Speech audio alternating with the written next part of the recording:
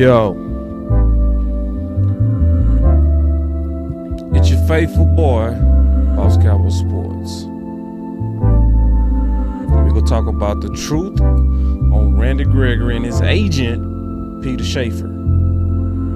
Shout out Shan. And the Dallas Cowboys fumble. Sinatra on the beat. Because it was a show enough fumble. Oof. And I'm not gonna lie, you know, we can be miserable, but sometimes we can enjoy the sport. Because it's been a contact sport. Shout out Shan. Sinatra on the beat. In these media streets, oof, God, man, I've never seen it like this. Maybe you saw it, but I've never seen it like this. Where you seeing these media people going at each other. It's not direct, but they definitely shoulder bumping. I'm glad I just get to sit in the middle and watch it. And let the truth come to the light.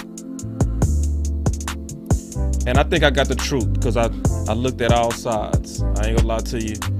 Y'all already know Boss Cowboy Sports is notorious for trying to measure that Koolaid. And that's one of the main reasons I want to get into this, because I know everybody pretty tired of this. I'm tired of it too. Shout out Shan. Sinatra on the beat. But the main reason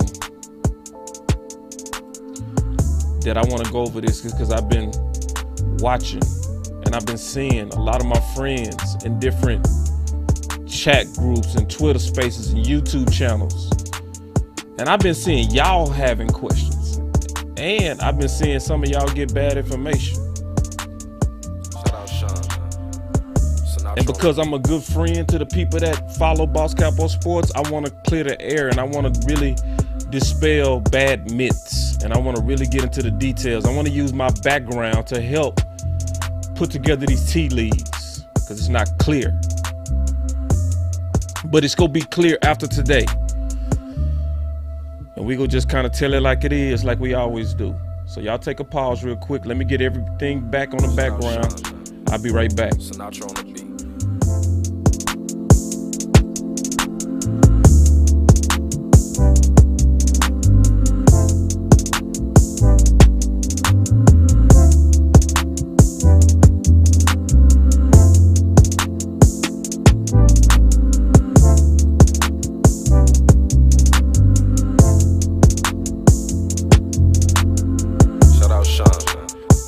Sinatra on the beat.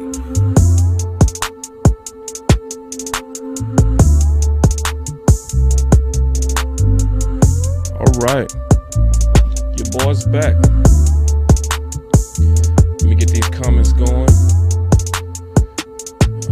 We gonna attack this show like we always do. We'll keep it real. A stranger kept it real with me. Yeah. All right, here we go. Welcome to Boss Cowboy Sports, man, where your voice matter.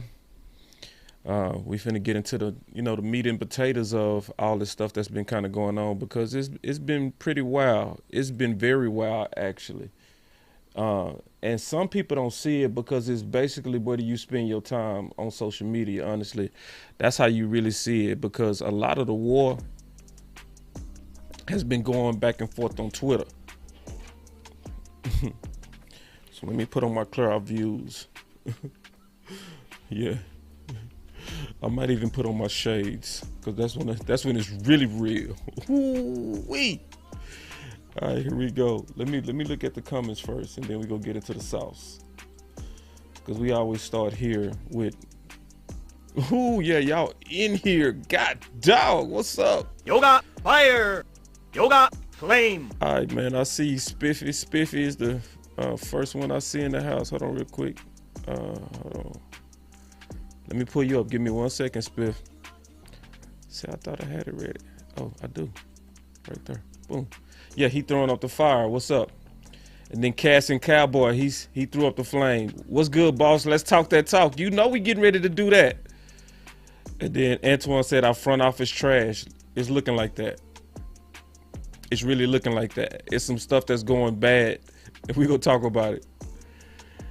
He said, I would have rather have kept Lawrence instead of Gregory. See, you talking football. Yeah, me too. Because he was my game changer by the end of the season. And I switched from thinking Lawrence is going to be, Gregory is going to be the game changer to Lawrence actually being the game changer. So I agree with that. So, Mr. Allen said, what's up, boss? My boy Gerard Daniels, what's up, man? You see I'm rocking them Cougars? Yeah, go Cougs, bro. Yeah, we go talk today. This gonna be a good show, bro. We gonna get into it because it's a lot of misinformation out there. See, Jay. See, I can't stand Jay.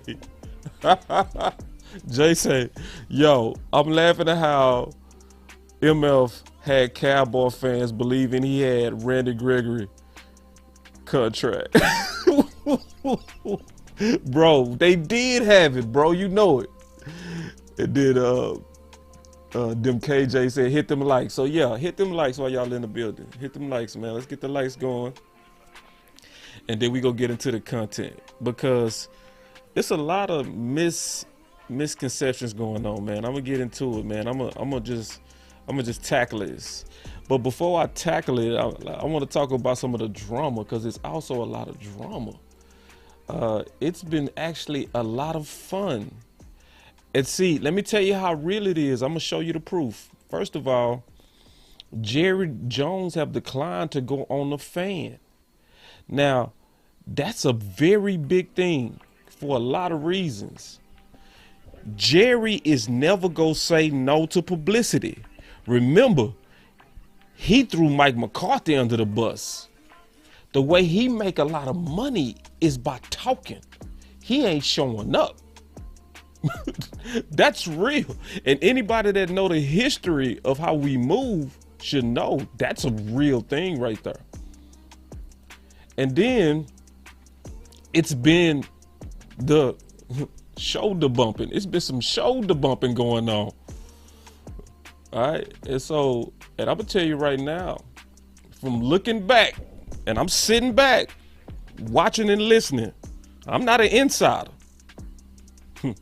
I'm just somebody that's good at interpreting tea leaves. I'm good at that.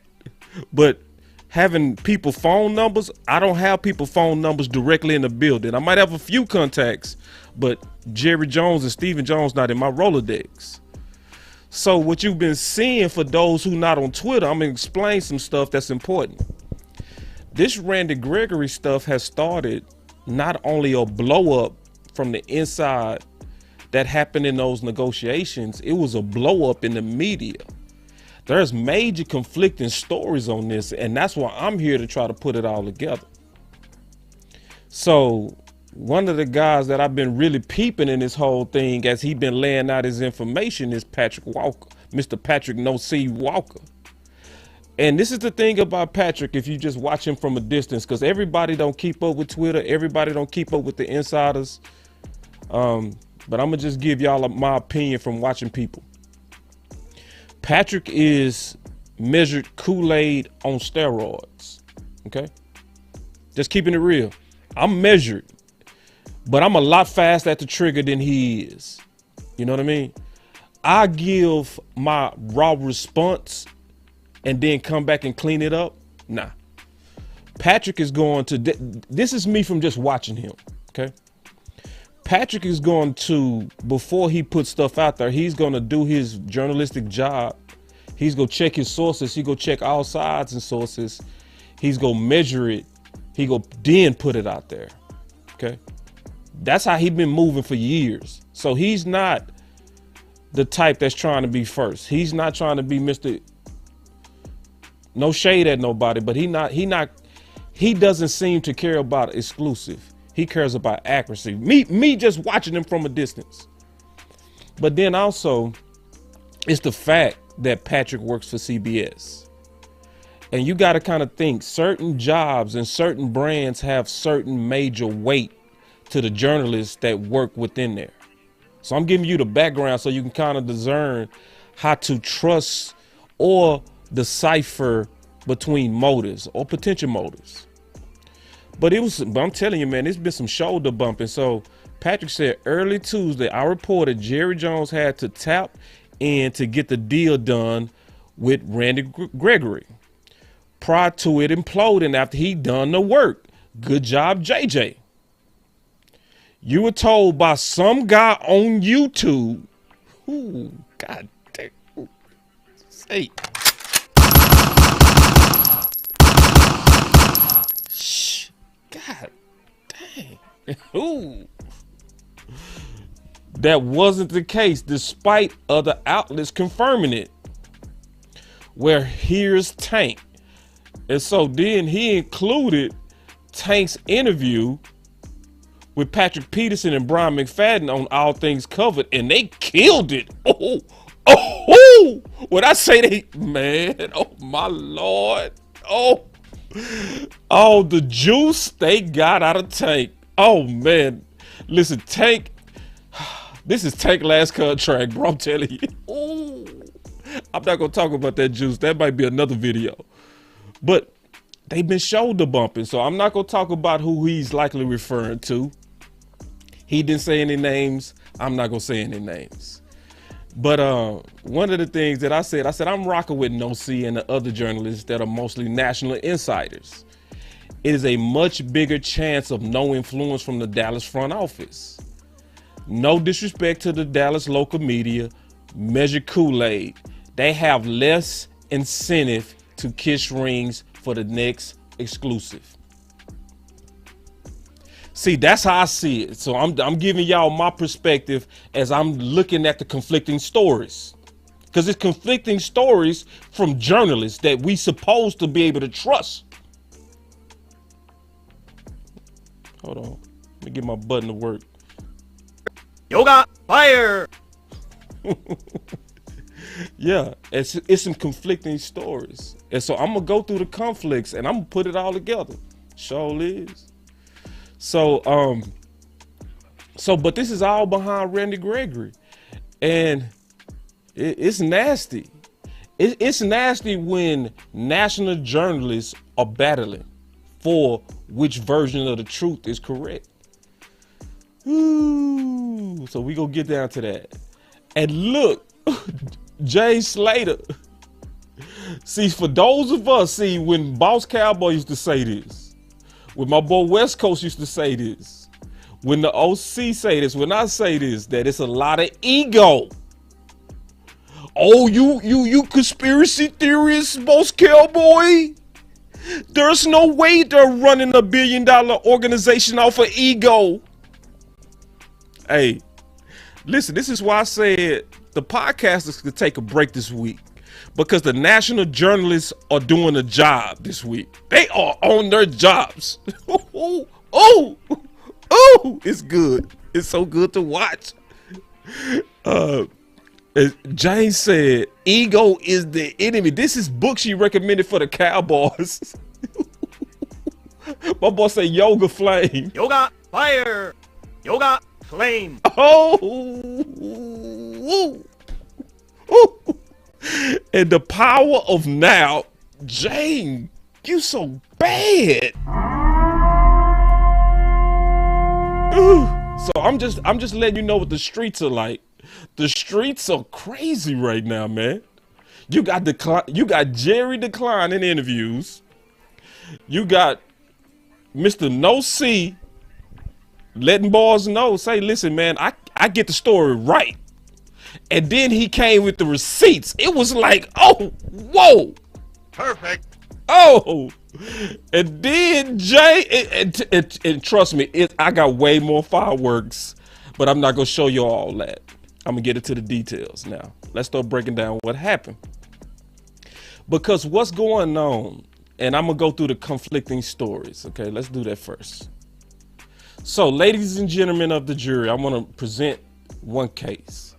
This is the case that's been presented, okay? And this is coming from a certain side of the local media, guys. Some national, too. This is not just our local. This is some national. So I'm finna take y'all through what's been put out there, okay? And we're gonna examine it. We're going to measure the Kool-Aid. That's exactly what we're going to do. Okay. See if my button worked. Should work. Let me see. It's a big thing for Boss Cowboy to actually say publicly that he drunk Kool-Aid. Listen, I do not drink Kool-Aid without first measuring. Okay. Oh, whoa. Let me address this real quick.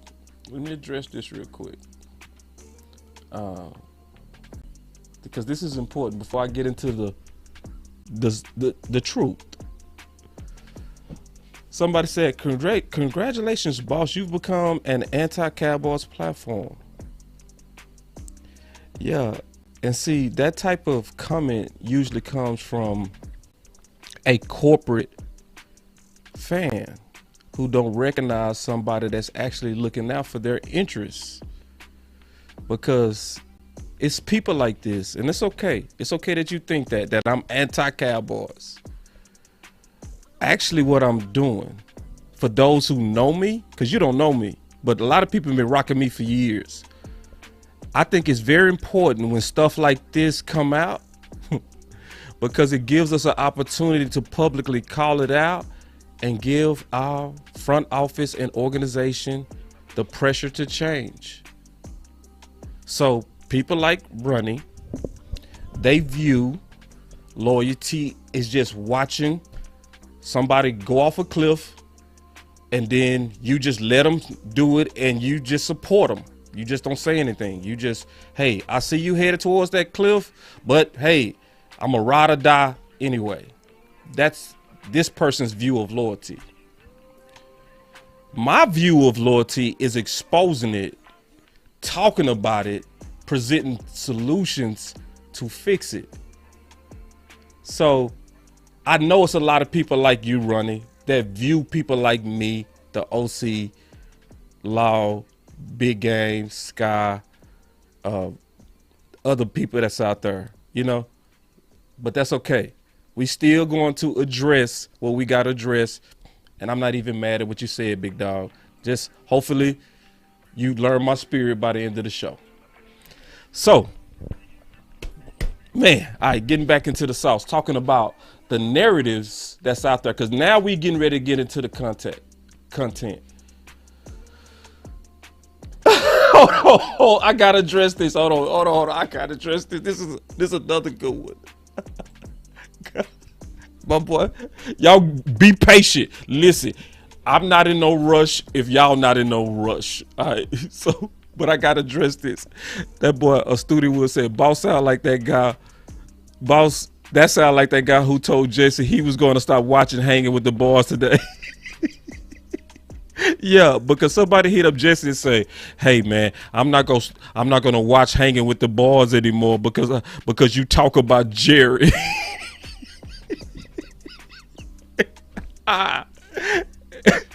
Listen, hey, those are still our brothers. Listen, I don't mean to laugh at them. They still in the clan. They just not used to this type of honesty. They not used to it. We got to give them a chance to catch up.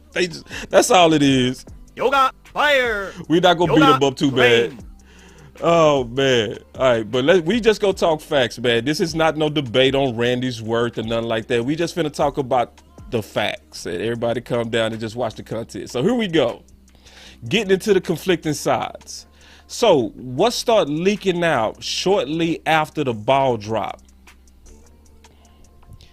was something about language, and we go talk about this language stuff, okay? So Clarence Hill said in a tweet, he said, per sources, when you hear per sources, they getting it from the inside. The language in Randy Gregory's contract is standard in every Cowboys contract. It is in Michael Gallup and DeMarcus Lawrence contract. It was not specified language for Gregory. A player could lose bonuses or guarantees if a player is fined or suspended. So then he tweeted to also update and make his tweet more accurate, because at first he said, in every, so he corrected that by retweeting, and he said the only Cowboys player who doesn't have similar language in their contract is Dak Prescott. So that was what the sources was telling the media guys. So let's be clear on what's happening with that. Okay. So this is not an insult to those media guys, but they are reporting what they're being fed. Okay. That's why they saying per source. This is not their quote. This does not make them the bad guy. I want to be clear on that. That doesn't make them the bad guy. They're reporting what they're hearing. They're reporting what the other side, which is Jerry and Steven and the front office, what they're telling them. Same thing with David Moore. Sources say language. Notice they all saying the same thing. Language. Everybody's saying language. We go get into language. Okay. Sources say language that Randy Gregory objected to is standard language in every, this is somebody else that's almost used the exact words, in every Cowboys player contract, with one exception, Dak Prescott. So starting the same, finishing the same, sources say. So they getting it from the inside. They getting fed that information. They're getting fed it. All right. So we just being clear, and that's not no knock on them. They're reporting what they're hearing. Clause gives the club the right to void or withhold money if player is fined by NFL. Sources, again, giving the front office view, sources stress it has never invoked the clause. That's important to know. We gonna get into that as well. There has even been documents of, this is the key word, language. All right. Because the first thing I'm gonna tell you, there's a difference between language and clauses and the details. Okay. So this has been leaked, and this is what the rumors have been. The rumors have been this was a overreaction. All right, I'm just catching everybody up. Then I'm gonna give y'all all the facts. The rumors is that this is a overreaction. What they're saying is Randy Gregory was tricked by his agent, and his agent Peter Schaffer really didn't want him in Dallas. We go through that. And he seized an opportunity against innocent old Dallas. So the real bad guy, according to some and conflicting stories, is Peter Schaffer. And they saying it was him. That's who did it. Because Peter, you didn't have an objection when it was in his first contract. That's what people are saying out there. Okay, cool. That's what you're saying. But see, there's a couple of things that's super important, right? And I'm going to really explain this. See, when you start talking about language, you are actually avoiding the details when you talk about language. That's a broad term. This language has been in these contracts, in every Dallas Cowboy contract. You even heard the rumor that it was the same language in the CBA. And that's not true. It's not true. Because the difference between the CBA's language and the Dallas Cowboys language is that the CBA talks about suspension being able to take your bonus and your guarantee. But only if you suspend it. It doesn't have fine in that language. That's why The Dallas Cowboys wanted a second contract on all their players where they put in, we can take your money even if you're fined. So the first thing I'm gonna explain of why that was always bad is because the standard to be suspended is way higher than the standard to be fined. Just think about that. You can be fined for a hit on a quarterback. You can be fined for an altercation on the field. What about you can be fined if you're caught with substance in your system? Yeah. So that's the key difference. Now, it's been reported by some that the contracts are exactly the same from the CBA to the Dallas Cowboys. I'm telling you, that's not true. All right. So I'm going to show you some references to that. We go get into the details, okay? All right. So we go look at some of the references and some of the conflicting media people that actually disagree. So Chris Arnold talked about this. This is why I said this has been a media fight. This has been conflicting stories by media journalists that some people trying to figure out who to trust. And I think you can trust all of them. I think what happened is some of them just don't understand contracts. Just being all the way honest. See, I'm licensed by the state of Texas to negotiate insurance. So whenever you doing negotiations and stuff like that, where you're going to be dealing with contracts, you usually have to get a license with the state. So I've negotiated thousands of contracts. So that's why I know the details are important. I was the #1 salesperson in the country. And one of the things that I had to do for my job was to differentiate contracts. So it's not the language, the general part, it's the specifics that's key. And we go get into that. All right. But Chris Arnold said, like it or not, Steven has just weaponized that clause for every agent or team who wants to use it against the Cowboys as leverage. Few teams have a clause that voids a contract over a fine. Suspension, yes. Fines, no. And I said that yesterday on the final word.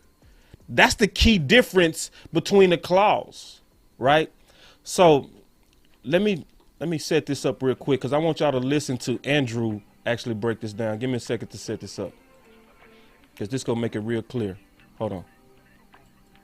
Hey there, getting a lot of questions about Randy Gregory and these contract language issues. As someone who negotiated for a team for 10 years, we tried to have the same language in all the contracts. That's very important, that you can go to any player, agent, and say the language is in this contract or that contract. It's going to be in all the contracts. Standard across the league for forfeiture is usually suspensions will bring about forfeiture of future guarantees. So future guarantees will be voided if you have a suspension. Evidently, the Cowboys have language in their contracts that says future guarantees will be voided upon a fine. That is unique. Anyway, they tried to insert that in Randy Gregory's contract, and he went the other way, and lo and behold, the Broncos are not going to insert that. It turns out the Cowboys, when asked about it, said it is in every contract, but Dak Prescott. So they made an exception for Prescott, but they say it is in every contract. The key here is free agency. Were Gregory only negotiating with the Cowboys, of course they could get that in and say, hey, Prescott's a special situation, he's the quarterback, etc. You have to sign this language because every other player does. But we're in free agency, it's the Wild West, so if he doesn't like that language, there are other suitors. And one of those suitors, the Broncos, in addition to perhaps others, is saying, you don't have to sign that. We don't have that kind of language. We have forfeiture language only that voids guarantees upon suspension, or maybe even not. So the free agency is the Wild West, which is why, of course, if you're managing a team, don't let your players get to this position where the market forces are controlling your contract, not yourself controlling your contract. So that's Randy Gregory. I hope that explains things.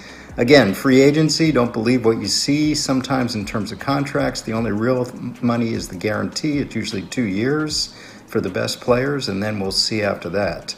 It's not what they appear to be. I'll try to give you more information as we go on about these contracts and free agency in the NFL. Have a great night. And that is what you call measured Kool-Aid. And that's what you're not getting from a lot of people that's also covering this. That's what you're not getting from a lot of people that's covering this, the details. Okay? Because the details of what makes the contracts different. So I want to address what I hear a lot of people say. They say, well, he signed it before. It was just what Andrew said. Yeah, it was only one person courting him before. It was only the Dallas Cowboys, but it's different when you got other offers on the table. That's number one. Number two, Patrick Walker brought this up today on The Fan, which was a fantastic point, to counter somebody that was accusing Peter for being the bad guy in these negotiations. So I want to explain something, and I want to try to explain it, because this is what I used to do for my company, okay, or for a company I used to represent, okay. I used to have to break down the differences between contracts, okay, to win the deal, right? So, but the key to all my sales, right, was being able to make it make sense to you as a everyday person. Okay, this does, and I want to say this again. This does not mean some of these journalists are shady. I want to be clear on that. Some people just don't understand contracts. So when they was leaking out and sources was saying, the language that was in there was in previous contracts. See, to them, it was just, oh, Randy overreacted, right?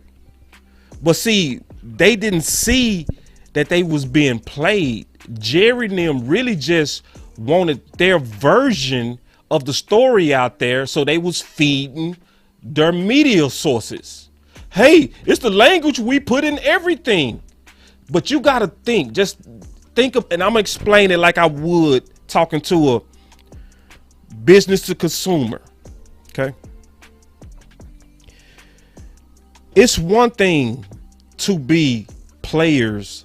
Oh, this is the best way to explain it, because my business is insurance, okay? This is one thing I know for sure. People that have bad experience understand and value the details of contracts way more than people who don't. I'm gonna say that again. People who have losses in insurance value the details of contracts more than people who don't. And I'm gonna give you an example before I explain this, because nobody, I promise you, nobody ever explained it like this. Trust me. Okay. So I'm gonna give you an insurance example. Okay. So, and I'm talking to you about your policy. And let's say you had roof damage. So you had roof damage before, and I'm talking to you about your policy. And I say, you have, listen to me, you have what's called a named policy. That's what your contract says. So in a named policy, your policy is going to only cover what's named. My policy is broad. So it's going to cover only what we say we don't cover, which makes it broader. So let me give you an example, because you just had a claim on your roof, sir. So your policy says it covers wind. Your policy says it covers rain. Outside of that, it's not covered. That's what your contract says. My contract says the only thing we don't cover is slow water. So let me ask you a question, sir. What if you had a claim that was wind and a mix of rain? Would your policy pay out? No. Why? Because your policy said it only covers wind and it then covers rain. It don't cover a combination. Mine does. Because that person had a claim before on their roof, that's going to be important to them. And I'm likely to make the sale even if I'm way higher because of the details of the policy. What does this have to do with Randy Gregory? See, I can have this conversation because I'm licensed and I know how to negotiate. You know what I'm saying? I've done this thousands of times. All right. Now listen. What does this have to do with Randy? Remember I said people who've had losses are more prone to know and understand and value the contract. So it doesn't matter if before it said we could take your money, we could take your bonus money, and we could take your guarantee over a fine. Well, I've never been fined, so yeah, I sign it. Yeah, give me the pen. I want the guarantee money. Let's go. Let's get to playing football. Then Zach Martin come up, same clause. I ain't never been fined. I sign it. No big deal. But then Dak's agent come up. And Dak say, man, why you got a statement in here saying they can take your money over a fine? And they like, get that out your contract, man. That's dangerous. Even though they never done it, they could do it whenever they want to based on what you signed over a fine. Not a suspension, a fine. Something small. They can say, we're not going to pay you. A fine. So, then think about Randy Gregory's history. This is what people are not thinking about. Nobody talking about this. This man has lost a lot of money, been caught up in that protocol system. Think about it. He had he's somebody that had a fire before. He's somebody that had roof damage before. So he knows the details are important. So when he's sitting here and this is his first time to make millions and he's had losses before, opportunity costs. We talked about that. That's why he go look at that and his agent is going to be like, no, sir. No, sir. Take that out. Take that out the contract. I don't care that you never used it before. I don't care if it's in everybody else's contract. It makes no sense to threaten to be able to take somebody's whole check over a fine. And you a fool if you sign it. And I guarantee you this, the Dallas Cowboys themselves are just going to stop putting that clause in there. Because the clause itself gives off a shady vibe. Like, why would you sign a contract that say, hey, this car is yours, but if you get a speeding ticket, we can just come take your car. You would sign that? A speeding ticket and you could take my whole car? Oh, we've never done it. I don't care. Why would I sign that? Why would I give you the right to do that? Because if you get on hard times, I might be your bailout money. We wouldn't do that. Then take it out. It's really that simple. And then they over here like my client and people over here trying to act like it's personal. The agent, what happened with the agent is he really wanted him in Denver. He wanted him in Denver. Man, look at this agent. All you got to do is go look at the background. He got friends with guys that he been stopped representing.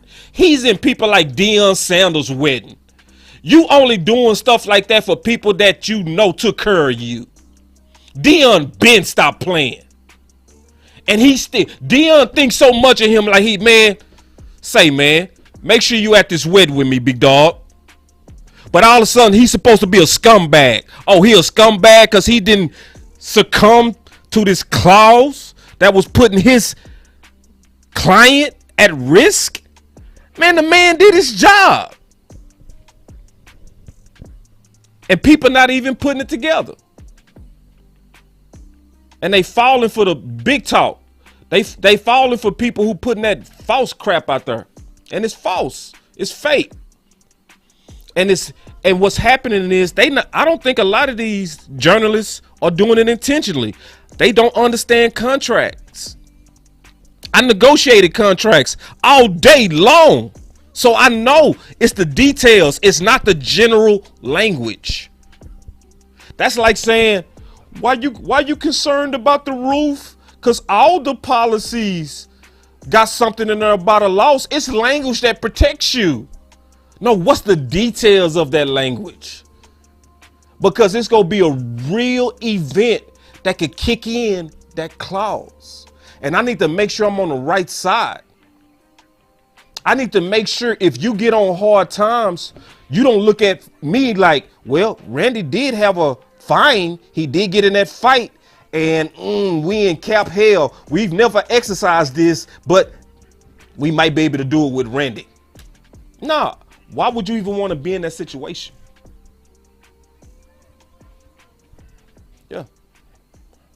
Yeah. So I think a lot of people looking at it wrong, and they looking at it very misguided.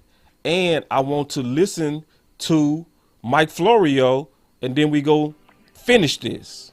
Because I'm going to take some calls too. Like I said, I'm in no rush. This is no rush. This is almost like Freestyle Wednesday. All right, here we go. Listen to this. The explanation and the discussion with Peter Schaffer, the agent for Randy Gregory. What happened here, Mike? Well, this is very simple. The Cowboys use language in their contracts for everyone except Dak Prescott that goes beyond what the CBA requires. You can go farther than the standard language, and teams typically. So, y'all heard that it's language that's not like the CBA. Y'all heard that. All right, let's go. They will put language in deals that will wipe out future guaranteed money if someone is suspended. And that can be a powerful tool, especially in the Randy Gregory contract, because the way it's structured with Denver, he's got $14 million next year that's fully guaranteed. If that gets wiped out and if he has a bad year, you can just cut him. That's why guaranteed salaries in future years are useful for players. They're insurance against having a bad year. One of the reasons Ezekiel Elliott's still on the Cowboys. The way his contract was structured, guarantee after guarantee after guarantee, his money this year is guaranteed. What are we going to do? We're paying him anyway. We're not just going to cut him. We're still going to pay him, so we may as well have him on the team. Not that he doesn't belong on the team, but if he didn't have a huge guaranteed salary for this year, they would have cut him before they paid him, or they would have traded him away like they did with Amari Cooper. What the Cowboys do is they wipe out guarantees based upon even a fine under, for example, and relevant to Randy Gregory, the substance abuse policy. This guy has a long history of suspensions under the substance abuse policy. I've been on record for years saying the NFL shouldn't care if guys smoke marijuana or otherwise use non-PEDs in their own time. It shouldn't matter.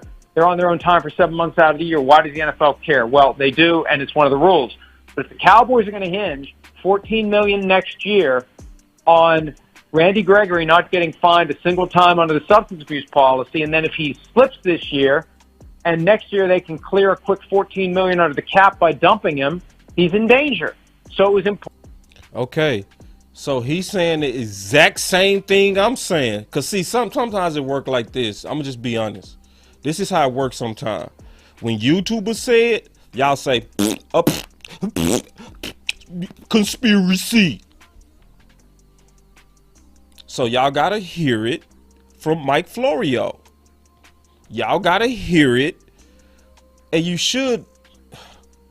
gotta.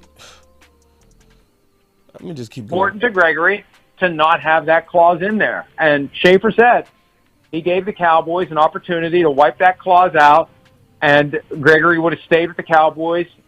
Instead, they declined to do it, so he took the deal with the Broncos, who don't have that language. You know, so many teams will say, well, that's how we do business. That's how we do business. I've seen the apologists today saying, well, the Cowboys do that for everyone, except for Dak Prescott. Oh, Mike Florio. You see what he called you? He called some of you apologists. Don't be on that side. That's the wrong side of history on this. Being an apologist. That's what we was calling last night ring kissers. You know, people that it's some Cowboy fans. If we got rid of Micah Parsons for a 5th rounder, we would still be like, that was a good trade. Don't be that dude. But they do that for everyone. Well, you don't have to. Nothing requires you to do it. It's not some CBA mandate that be in there. And when you have those kind of hard and fast rules, that's what causes you to potentially lose guys to other teams that don't. So they're the only team in the league with that fine language in there about the fines. That's my understanding. They're the only ones who do it. And all that matters for these purposes is the Broncos don't. Yeah. The Broncos don't. The Cowboys do. The Cowboys had a chance to take it out for Gregory. And, you get teams caught up in this idea of, well, we can't start setting these precedents. Well, okay, then you lose the player. Yeah. It was a dumb thing to lose Randy Gregory on. I'm gonna just say it straight, man. See, I'm independent. I ain't got to kiss him. I could just tell you straight up. It was a very dumb reason to lose Randy Gregory. Because you want to keep a clause in there, and it's not just a clause, it's what the clause said. Now, we the only ones that got this clause in there. And we ain't talking about the language. We talking about the details of that clause, the fine.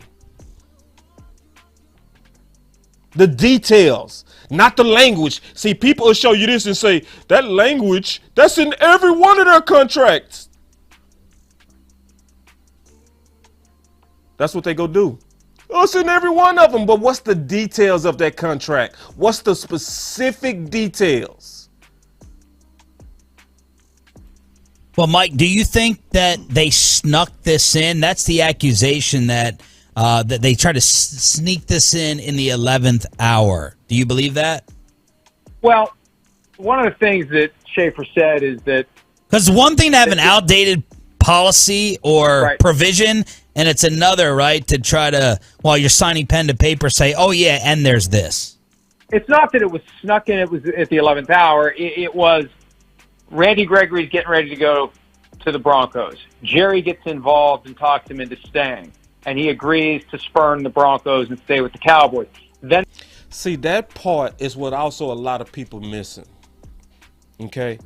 Because it already came out today by accident. This was not supposed to come out, but they asked Tank today, how did the negotiations go? And he said, you said the offer was disrespectful. And Steven almost messed that one up too. It came out today that he felt like he was getting ready to be out of there. Some people saying that they believe is good cop, bad cop. I say, hell no, it's not. And the reason why I say it, because Steven has shown that he's willing to do wild things for trying to win those negotiations.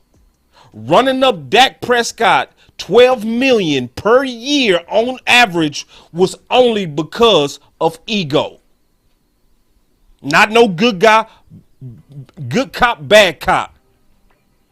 Jerry was stepping in there because Jerry was like, what are you?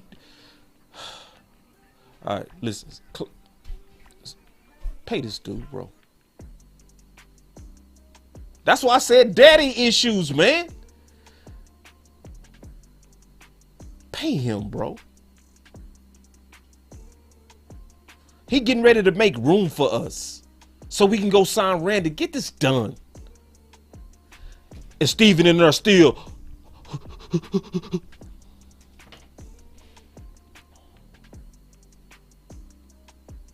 comes the contract, and specific to Gregory, this fine language is a concern. I don't think it was necessarily slipped in. It's just there. Now, Schaffer claims he. See, this is the thing. It was slipped in. See, this is what a lot of people got to understand. The fact that Jerry, the night before, was working with Peter. Listen, these guys, he is an attorney, y'all. I don't know if y'all ever worked with attorneys, because I have, okay, a lot. And I can tell you the details of the contract is what they specialize in. They are not slipping papers in front of people they represent like, hey, don't worry about the details, man. Oh, did you look over it? Yeah, I kind of did. Man, sign that, bro. That's $40 million attached to that. You think these dudes do that? No, he spent time talking to Jerry like, let me tell you, Jerry. All right, we bring in Denver. We getting ready to do the deal with you, but we want that clause out. We don't want it in there.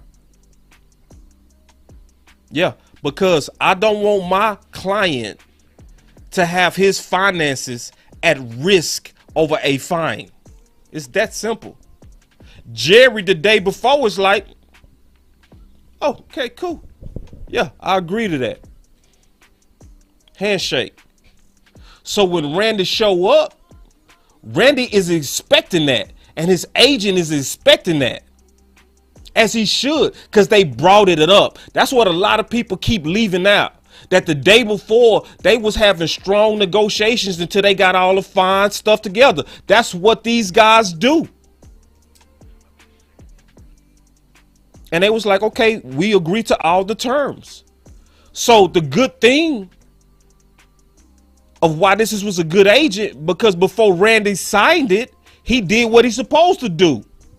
He double checked it. That's why in the beginning they was releasing, oh, it's done. Then they found this clause in there.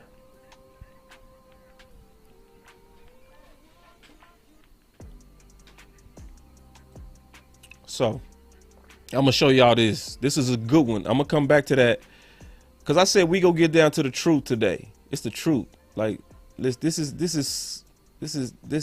just wild. If you really look at all the details, this is wild. Jay, stop. Jay. I can't stand Jay. Look at Jay, bro. Jay talking about watch the Cowboys bring back Benson Mahoa. Ooh, Jay, stop, bro. Jay, chill out. No, listen, we already mad, Jay. Stop it. We can't handle no more. We can't handle no more, Jay. But look at what Gavin said. All right, he said the agent gave the Cowboys an opportunity to remove it, and they declined. Yesterday, report said the Cowboys were willing to work on it. See, and Gavin finna really go through these tea leaves. Listen to what Gavin said. Being willing to work on it and removing it are different things when it's time sensitive. It was signing talk day for Randy Gregory. No, it was signing, not talking day for Randy Gregory. Man, y'all better listen. Y'all better listen. Y'all better listen, man. All right. So you came in late, so let me help you, Gary. You have to go back and actually re-listen to the show, because this is wrong. I'm not gonna repeat it again, but I'm gonna explain it and then I'm gonna move on. He said Mike Fisher stated that the clause was standard according to the CBA. Come on, man. Okay, so I'm getting lectured. I'm cool with this though. I'm not even mad at that. Because Mike Fisher said it. That's cool. And this is what I'm saying. And I've already said this. Okay? The key is that it's not the same language. The difference between the CBA language. Okay, hold on, let me say it like this. I'm going to say it like this. The details. When you say language, you're talking about a big old circle.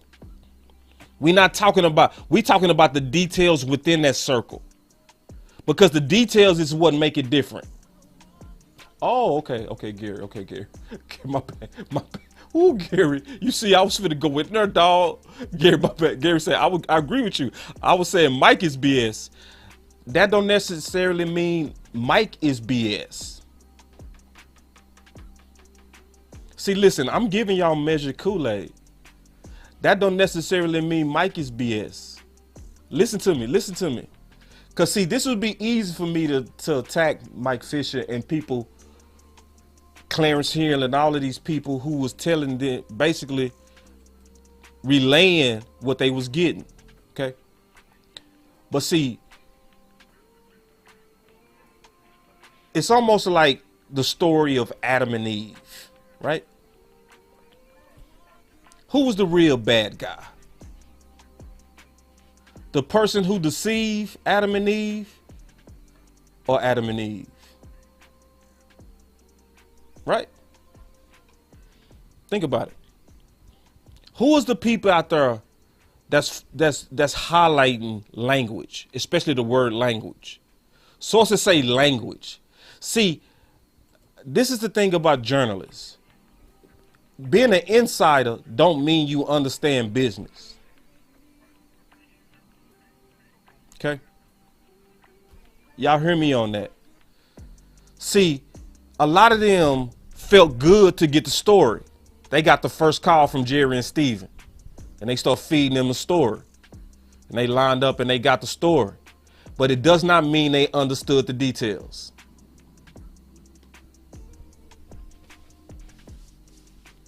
So when Jerry and Steven tell them, man, it's the same language, bro.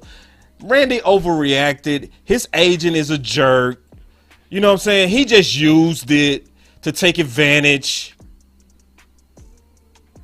Well, if you're a journalist that didn't do a lot of the contract negotiations like me, or if you're in the, let's say if you're, anytime you pretty much dealing with contracts, you likely got to get a license from the state.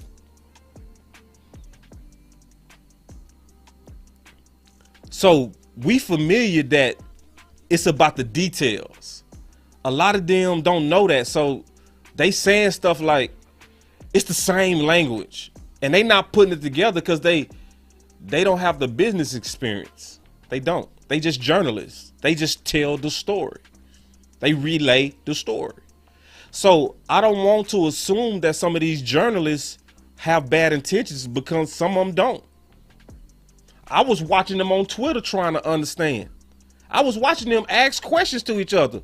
Like, what is this clause and what does this mean? And you had the people with experience that was explaining to them, it's not the same contract as the CBA. That's why they did another contract. Let's just use our common sense too. If it's the same contract from the CBA, why even do another contract? Because they already agreed to those same terms. You only do another contract if the first contract don't meet all the terms you wanted. It's that simple.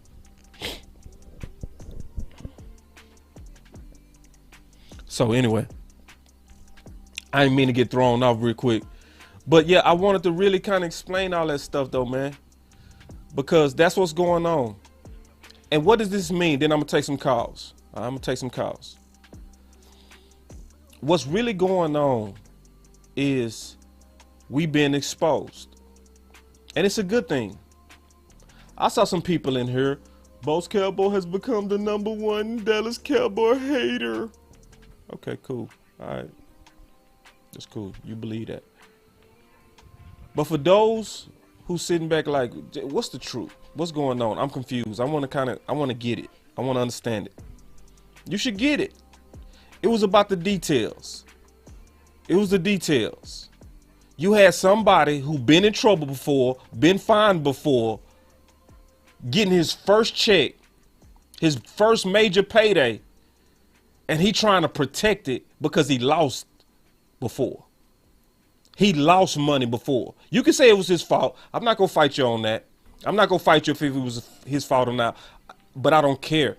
In his mind, I've lost millions before. I'm going to protect this one. That's why I said people with losses take contracts way more serious than people who didn't have losses. I know that from negotiating thousands of contracts. I can always tell when people had claims because they know coverages like they are agent. They can tell you the whole policy. You be like, that, you know this whole contract. Yeah, because that person had losses. You got to look at Randy like that. Randy had losses. He was a guy that was graded a top 15 player, and because of marijuana, something that he did, he ended up being a second rounder. And it kept costing him because then he got in a real strict program. And that program was strict. Plus he had the heavy hand and the bias of Goodell on him. Remember, Goodell was being real biased.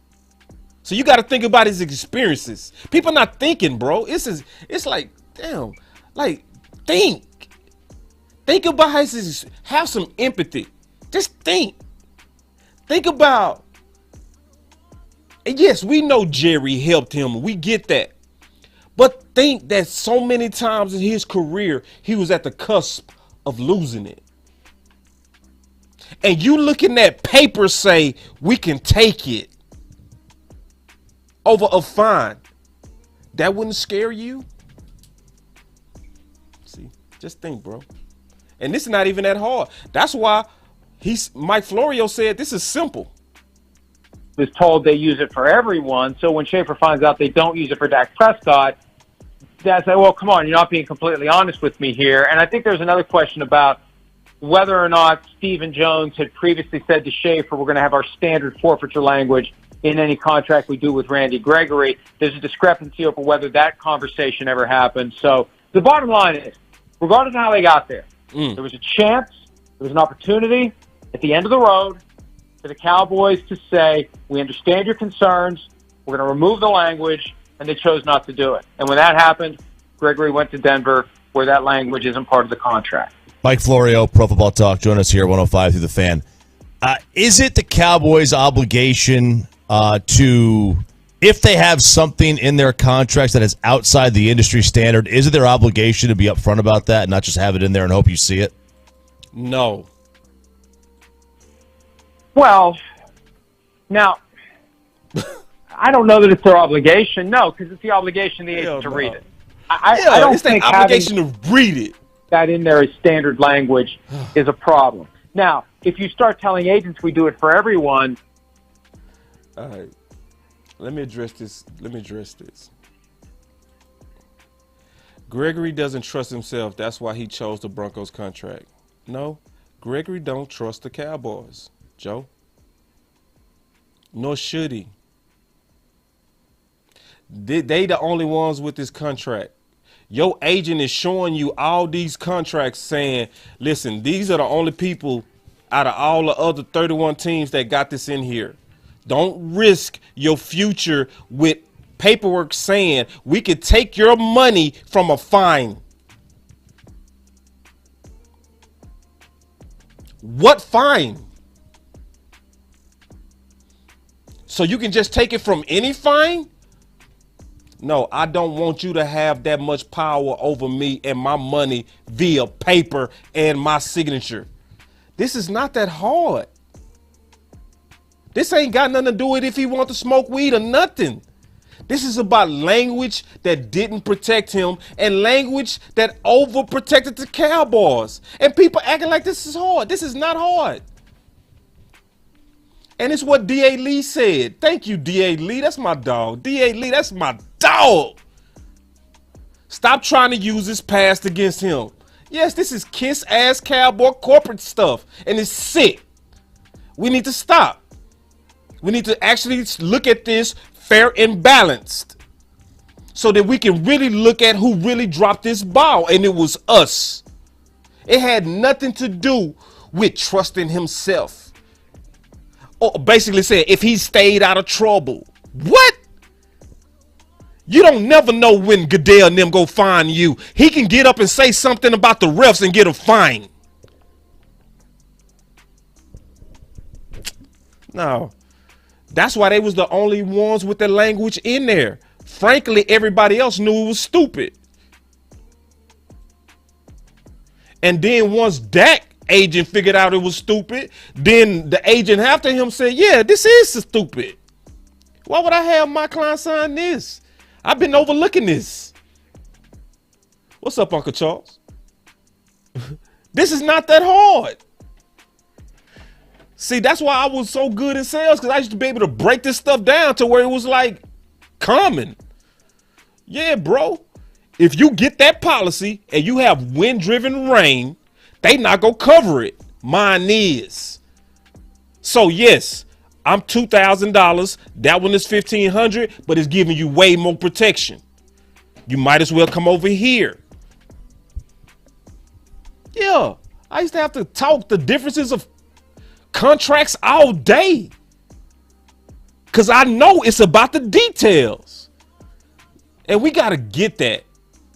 We got to get that. And this is one of the channels where the experiences of the people on this channel can actually explain this from experience, from being a person that's licensed that had to negotiate contracts. I know I look like I'm every day because I wear bald caps and be chilling, but I actually got 3 degrees and I graduated summa cum laude, top of my class, and I'm a Hall of Fame person out of University of Houston, #1 in sales. I don't talk about it, I don't brag about it, but that's my background.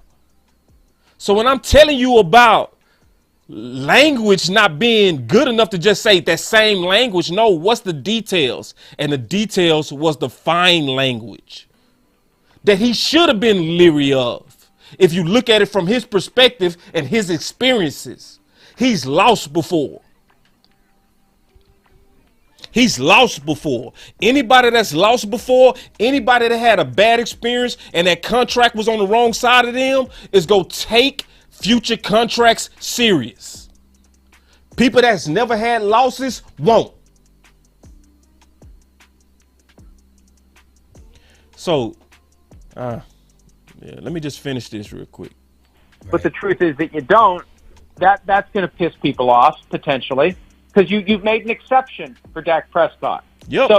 So if you made an exception for Dak Prescott, you can make an exception for Randy Gregory, who's had well-documented issues under a policy that shouldn't exist. Right. Jerry has argued in the past that the NFL shouldn't care about marijuana. Right. That there shouldn't be a substance abuse policy at all. So he should understand that the risk of a fine is always there, that the risk of a problem is always there. And once that happens, you give the Cowboys the hammer to get out from under the guaranteed money in 2023. That's God, I mean, can't say it no clearer. You giving the Cowboys the hammer because you can be fined. And then if you fine, I don't care that they didn't exercise it in the past. I don't care. Yeah, I don't. Oh, we've never used it. So you still got the gun cocked at my head. Put your gun down. Yeah, it's what Justin said. Exactly. That's what happened. Yeah, that's what happened. Put the gun down. You had a gun. Oh, we never shot at him, but the gun is pointed at my head. So, oh, that might be too graphic. Let me say it like this. The gun is pointed at my money. We've never shot it, but you could. And I don't want you having that much power. Yeah.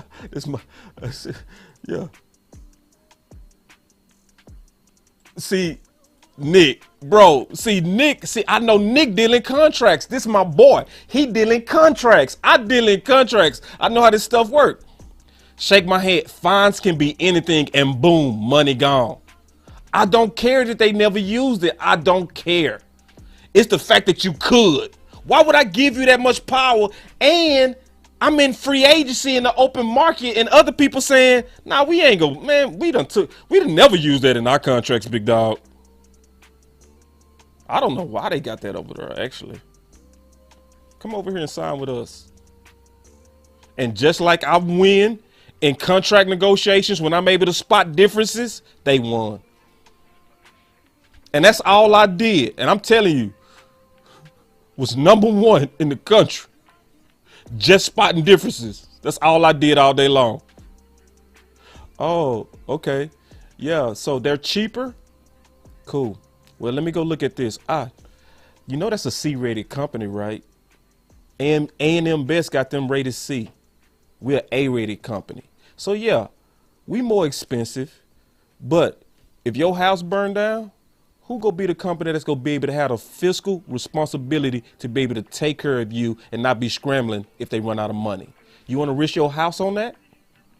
Nah, I'll go ahead and pay the money. I know, let's go. Sign this contract. I did it all day long. Pointing out differences in contracts and seizing it. That's all Denver did. Yeah. And Peter was like, bro, don't sign that. I represent you. I represent you. I don't represent the Cowboys, and that's a bad deal. You don't give them that much power of your money. That's why Dak had that clause taken out. Period.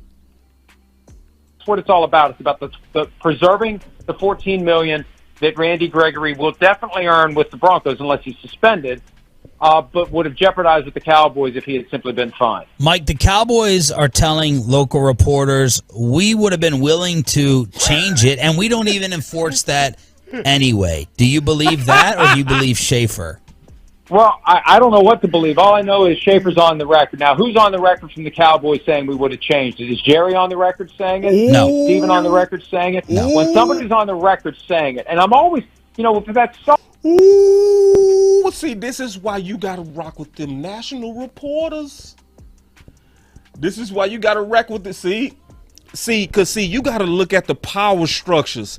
These guys go get leads. Mike Florio, he ain't gotta wait for Jerry and them to give them exclusives. He go get it just because of who he worked for. So he ain't gotta at all push the story that's been pushed on them.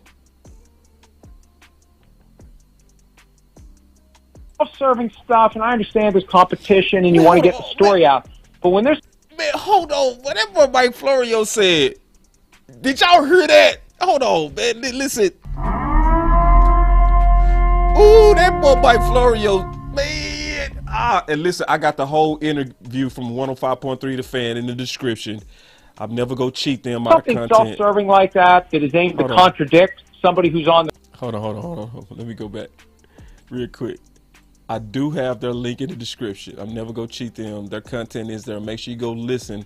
Give the whole interview from Mike Florio a listen. I have it in. I always do it too. But man, did y'all hear what he said? God dog. And I can't wait to take y'all calls because I know y'all. Cause see, the truth is out there. I know ain't nobody spelling the truth out like me on this. I know it. Ain't nobody breaking it down like this. I know it. So check this out. That dude said, shoot, he said Peter on record. Did y'all hear that? He said, is Jerry on record about this? Is Jerry on record about the events that happened? Is Steven on the record? Huh? Or am I the only one that? And then somebody who always in the public, Jerry declined our request to come in today, waiting on Steven. Two people that's always talking, all of a sudden, they not talking. But see, Mike Florio, did y'all hear what he said? All I know is Schaffer's on the record. Now, who's on the record from the Cowboys saying we would have changed it? Is Jerry on the record saying it? No. Is Steven on the record saying it? No. When somebody... Boy, see, you got to understand, Mike Florio is a lawyer. You see how he got him to answer? Is Steven on the record? No. Is Jerry on the record? No. That's lawyer skills. Y'all heard that? Wait. Ooh, man, let me play that one more time, man. Just because I like to see the boys work. The lawyers, the boys be going off. But say, all I know is he's not on the record. Jerry Stephen out. Peter is the one that's getting the slander, the one that's getting told he's the bad guy. He's the one that tricked Randy Gregory. Poor Randy Gregory was tricked. This evil agent, Randy. But Randy was too stupid. Randy was stupid. His smart agent tricked him. Let's listen. But would have jeopardized with the Cowboys if he had simply been fine. Mike, the Cowboys are telling local reporters we would have been willing to change it, and we don't even enforce that anyway. Do you believe that, or do you believe Schaffer? Well, I don't know what to believe. All I know is Schaffer's on the record. Now, who's on the record from the Cowboys saying we would have changed it? Is Jerry on the record saying it? No. Steven on the record saying No. it? No. When somebody's on the record saying it, and I'm always, with that self-serving stuff, and I understand there's competition and you want to get the story out, but when there's something self-serving like that is aimed to contradict somebody who's on the record, I'll tell the source, you got to go on the record before. I'm not going to carry your water on this. I'm not going to... Wait! You gotta go on the record. I'm not getting ready to carry your water. Oh. Schaffer, who been carrying water out here for them Joneses? What? Who been carrying water? Twitter been lit. Listen, if you're not on Twitter, you better get on Twitter. Twitter was lit. Who been carrying water? Mike? Florio? See, this the thing. They not gonna name drop. They respect each other. See, they'll name drop us. If it was YouTubers, they would be like, Lord Nation, Bus Cowboy, the OC. Hey, this ain't the fight with YouTubers on this one. This ain't a YouTuber versus Insider fight. This is y'all reporters fighting on this one. And we just watching. I'm just a tea leaf interpreter, and I'm peeping the game, and I see who winning this shootout. And the winner of the shootout is Mike Florio and Patrick Walker. I'm gonna be honest, them boys winning the shootout, and Bobby Bell. More so Patrick Walker and Mike Florio. Ooh, wait, listen. Push your BS. You go on the record and say it, and then the reporting will be one side's on the record saying yes, one side's on the record saying no. But yeah, I mean they had a chance to change it, and that's my understanding. And they chose not to, and that's their choice. Ooh, thank you, fan. Let me take some calls. Shoot, man, let's take some calls. Let's get it. Told you I ain't in no rush. All right, we got the call line open. Y'all give me a second to get my phone up. And we gonna just talk this good old Cowboy business, man. Like we always do. Like we always do at this time. But I want to talk to somebody that disagree. And listen, I'm not gonna be a trip. The only way I'm a trip if you trip. Because there's some people that disagree. Some people might have heard this whole presentation and still didn't get it. That's okay. I'll talk about it again. All right, Boss Cowboy Sports. Hey, what's happening, boss? It's B Bird, man. What's up, B? Not much, man. Great show, brother. I appreciate the content and everything that you bring in, man, because we got to stay on this kind of stuff right here, man, and call this front office out, brother. Yeah, man. Yeah, we do. So one thing I was going to tell you is that, think about this. When's the last time we've tried to sign a big-name free agent that wasn't with this organization? I don't even remember a time that we attempted to sign anyone that was like a first-day type free agent. Do you remember? Brandon Carr. That's a long time ago, right? Yeah. So think about this. The language that they have in there, like when you're trying to woo a free agent, you can't have that language in there. But what Dallas has done is they're so used to signing their own that's the kind of language they get away with. Like, so when you have a contract that's offered by someone else, say the Colts offered and you were going against them, you can't have that language in your contract. And the Colts don't, and you're trying to get a free agent from somewhere else. That just doesn't work. Right. And so what it is they got into the mode of just not signing anyone, no high brand, top-notch free agents, and that's what they failed into, the fact that, hey, all we do is sign our own, and so since we sign our own, they're under us, and either we franchise tag them, and we got this leverage over them. But you got to realize that language should never have been in there anyway. Because how you going? What I'm trying to say is they're not even setting up to sign anybody big with that language in their contract. No. And see, B-Bird, let's go back and forth on this. Because this is, if you Stephen Jones, you want to sign your own guys so that you can slip this type of stuff in on them. It's showing you how much of a capitalist he is. I said this on Twitter. I said Jerry, as the closer, was the person who had the wisdom to at least seek win-wins, right? Steven is a capitalist that's trying to seek a win-lose, where he wins by you losing, right? Yes.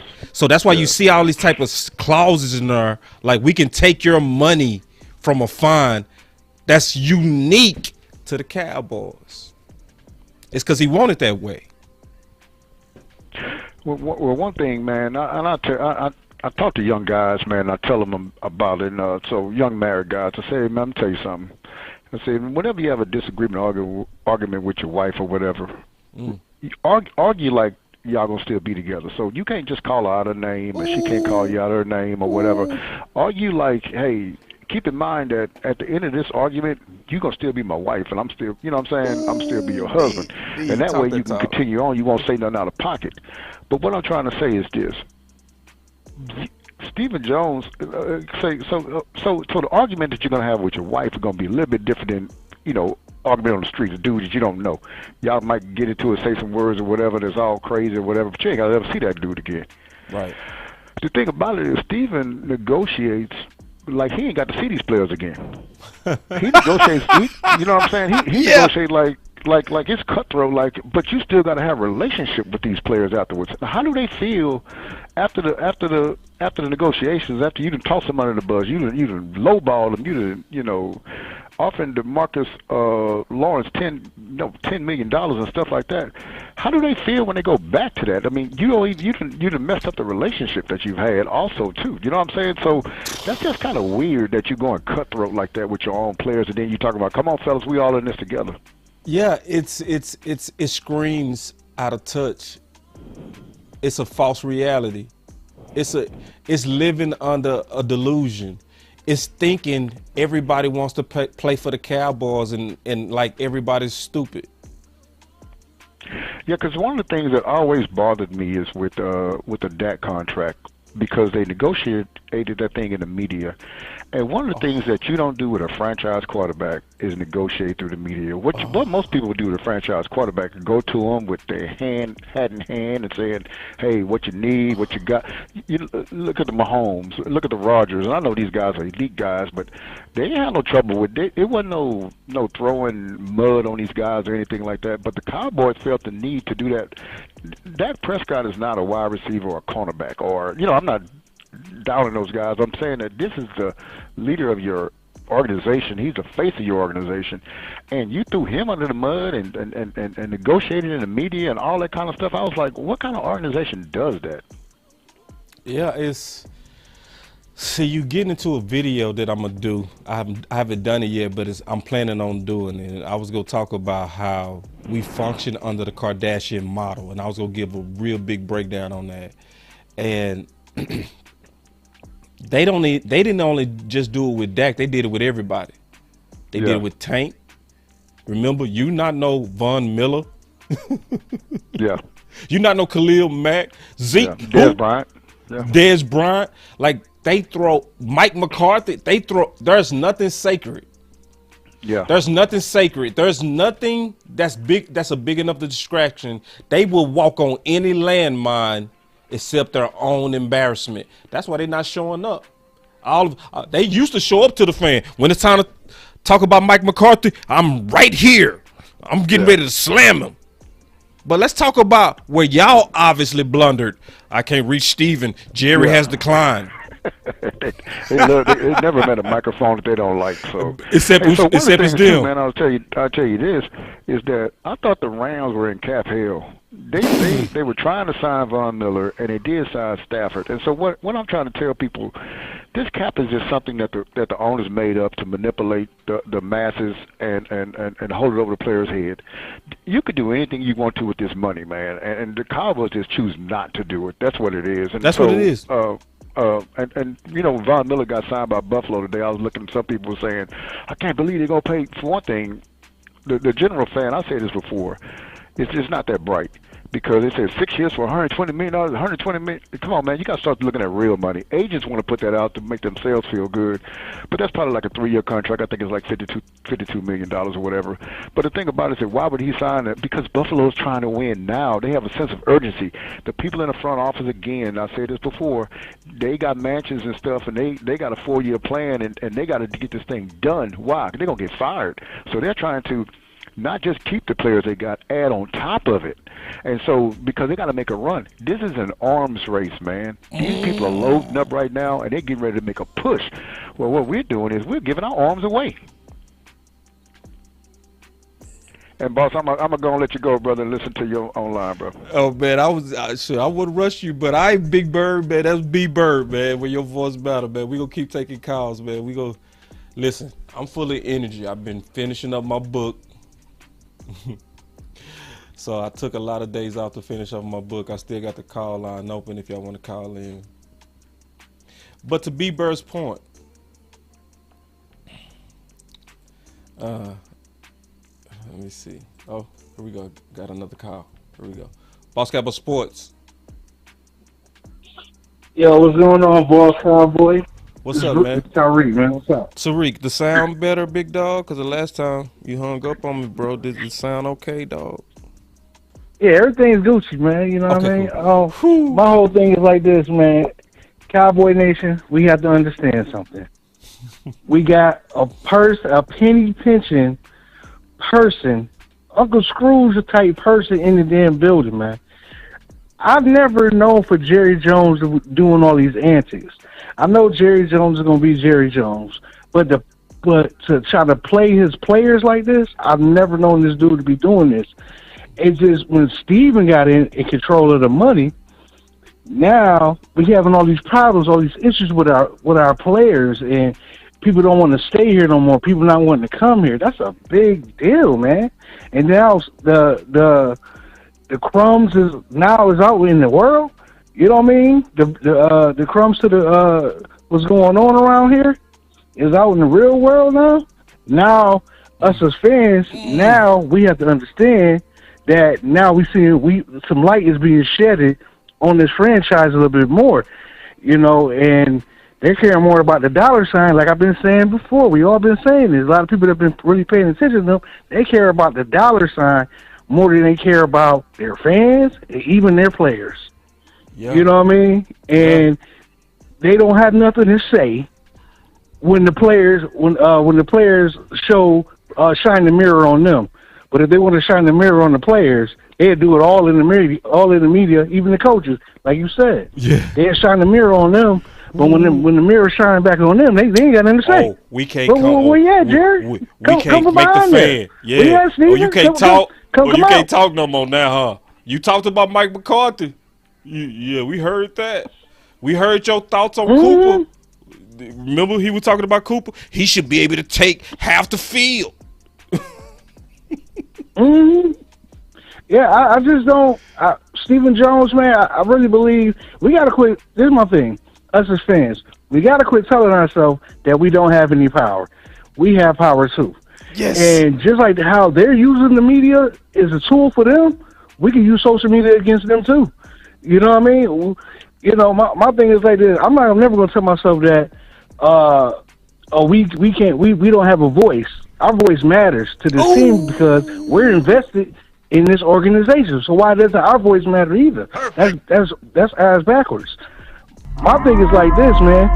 If we go down the toilet drain this year, man, we really need to get loud around here and let them know that we serious. We ready for the Super Bowl. We tired of the BS. and let's get us to an NFC championship at least. We could be like, okay, we see they did something. But for them to be doing our players like that, and they talking about they helping somebody, everybody know dang on well you would not sign no dang on contract with no clause like that in it, because it's like, come on, man, isn't the Dallas Cowboys one of the most heaviest fine teams in the NFL? Ooh. Off the littlest stuff. Didn't CD Lamb get fined for some equipment? His equipment not right, or his shirt wasn't tucked in, or some crazy, or the leg, something wasn't right. Didn't he get fined for that? Yeah. Get that out of my paperwork right now. Get that out. I can take. Exactly. Listen, would you? I know you wouldn't. This is to the people that's listening. That might have got tricked by some of the stuff that was out there. Would you let them some people put in your paperwork? Hey, we've never taken your money, but we'll take your full week check if you late on Friday once. We've never done it. Yeah. But we'll take your whole check. You would sign that? Yeah. No, I'm not signing that, man. Because that's like you taking my pension. I just made one little mistake. Now you gonna take that? Like, no. Why should these players have to play under that type of pressure? That means that they have to walk on eggshells. And I also heard something in that contract saying that they can't even come out to the media and say too much what they don't like. Now you see the people that said they don't like something, they up out of here, right? Who the first one said something? Amari Cooper. That's why he up out of here. It wasn't about the money. He was going against the grain of what they wanted, what Steven wanted. I don't even think it's Jerry no more. I really believe it's Steven, because the reason I'm saying it's Steven is because every time you see this dude, he's talking about people contracts and why he can't get rid of them because, they got guaranteed money. We can't do nothing with that. And then he always keeping Dak Prescott in his mouth about something. You know what I mean? It's like, come on, man. I don't see Jerry doing that. You know what I mean? You really got to piss Jerry off for him to really say something about you. You know what I mean? Because Jerry look like he done got a little bit way more lenient in his older age. You know what I mean? And my thing is, if Steven, I hope that I'm pointing the finger at Steven, man, for me. But I'm hoping that before Jerry Jones passes away, you know what I mean, God call him home, my thing is this. I hope that Jerry Jones has something in the will saying that, or in the team, behind this team saying that if Steven doesn't have his team at this rate by a certain amount of years, that it goes to another family member. Just like the people did in L.A. with the Lakers. Oh, they did that? That brother was messing up and went to Jenny Bus. For real? I really hope we got something like that, man. I'm going to go check that out, dog, because Tyreek, if that's true, ooh. No, I'm saying that I hope that he got something like that. I hope he has something like that, and he doesn't let Stephen Jones run this team into the ground off of him not putting in the real work that make this franchise a championship franchise once again. You know what I mean? Yeah. It's time for some new Super Bowls up in here, man. We can't. How we gonna win when this dude don't want to pay nobody? And then he undercutting his players. Like that doesn't make sense to me. You know what I mean? Man. And I'm happy for Randy Gregory, man. I'm happy for that dude, man. I'm happy that him and his agent understood that we not gonna get played like that. Mm-hmm. This man done been through a lot. He's been dealing with a lot of things. Can't nobody talk about that man personal life like that. Everybody got their own things going on in their life. So my whole thing is like this. That man, if that's a better situation for him and his family, don't hate on him. Let him go. Let him go be the best person he can be in his life, for him and his family. Because the Joneses obviously don't give a damn about nothing and nobody. Only they care about is capital around here. And I think that's the wrong way to go about this, because for when I was coming up watching this team, especially with Jerry Jones, he cared about his players. You know what I mean? That's why Steven had to still go run the daddy about stuff. Mm-hmm. You know what I mean? He doesn't give a damn about the players. He only cares about the capital. Jerry do have a heart for his players. Man. You know what I mean? Ooh, hold on. Don't finish your point yet. Don't finish, dog. Perfect. Mm-hmm. Hold on.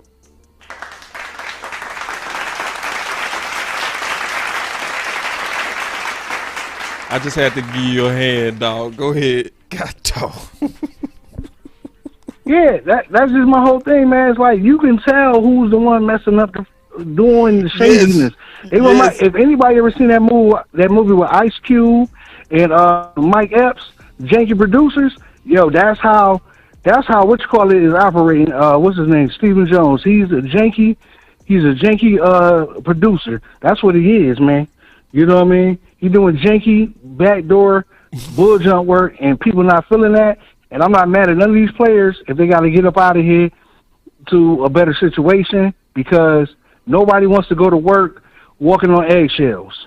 Facts. You know what I mean? And to your point, Boss Cowboy, how you messing up relationships that you gonna have to see some of these players down the line.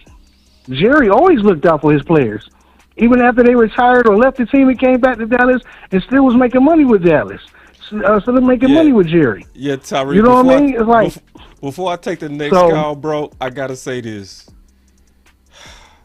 Steven is giving all of us the reality of what it's getting ready to be like when Jerry leave, and it feels disgusting. Let me take this next call, dog. You killed it. All right, now. Y'all take it easy, man. Peace. All right. Let me call my boy Nick Adams. Let me call my dog from the CC. All right, here we go. All right, y'all give me a second. I'm calling my boy real quick. My boy Nick. Calling you, big dog. Better answer too, boy. You know, I don't play with you, big dog.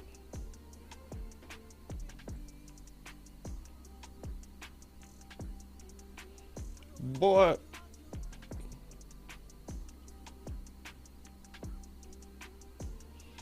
Then he gonna be like, you ain't even call me, fam. Be like, see? Hello. Man, I'm on the show, bro. Hello? You let it ring 20 times, bro. Let's go. What's up, big dog? What's up with it, brother? What's up, man? What's on your mind, bro? You on the show? Aggravated at this stuff, man. Yeah. Aggravated at this stuff, man, because Jerry Jones, man, I don't think it's Jerry Jones, man. I think it's Stephen Jones. And he run this thing in the ground. And what's going to happen is, Jerry doesn't want to come play for us no more, bro. Yeah. That's what's scary. Because they all talk. Yep. They talking to each other. Man, don't go in that contract room and say this. Don't go in that contract room and say you better go get what you need. Boys is not trying to hear that extra stuff right now, bro. Yeah. Yeah. I mean, especially after Cooper, and then, I mean, all these contracts, bro. Like, and the Tampa, and like Brody said, bro, like the contracts, that's just make believe, bro. They can do what they want to do. They just don't want to do it. Hold on, they real don't quick. care about winning like we do. Hold on, real quick. Let's just give me 1 second. Let me show this real quick to your point. This is one of my tweets that went fire today. Okay. To what Nick talking about. Okay. And I had about 1,000 likes. I appreciate that. That's why I want to address this, because I'm gonna drop this in Twitter for the people, because they really love this tweet. And the Saints have now freed up $80 million of cap space over the past few weeks without outright releasing a single player from their signed roster. This cap isn't fake, but it's mighty fluid. Yeah, that's just like Tampa Bay. They signed everybody on their squad. Like, how you do that? Yeah. And then somebody was like, everybody from the football team, every structure people. Nick, somebody said this in one of them comments. They just moved the money down the road. I say, yeah, which was smart. You moved the money. No, listen, because what I'm getting ready to say is super important. I know you go feel me. Yeah, it's smart to move the money down the road because the new television CBA contract revenues fully kick in by 2023, and the gambling by 2024. Yeah, but nobody believes that. They think, no, we ain't cap here, man. Listen, y'all, we can do what we want to do. Yeah, we Again, could do what we want to do. We got rid of Amari because we wanted to. Wasn't no cap. Steven don't care about winning first. Nah. Them facts.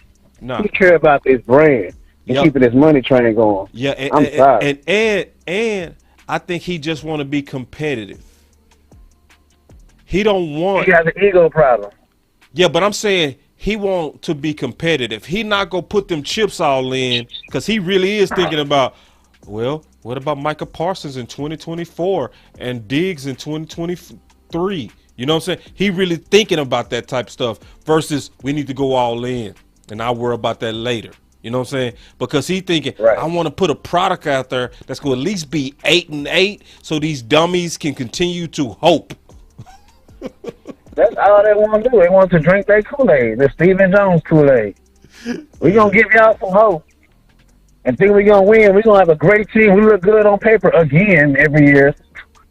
Quotation marks around that. We look good on paper again, but I don't know why we're not getting it done. Hey, you don't want to spend no money, my boy. Hey, check this out.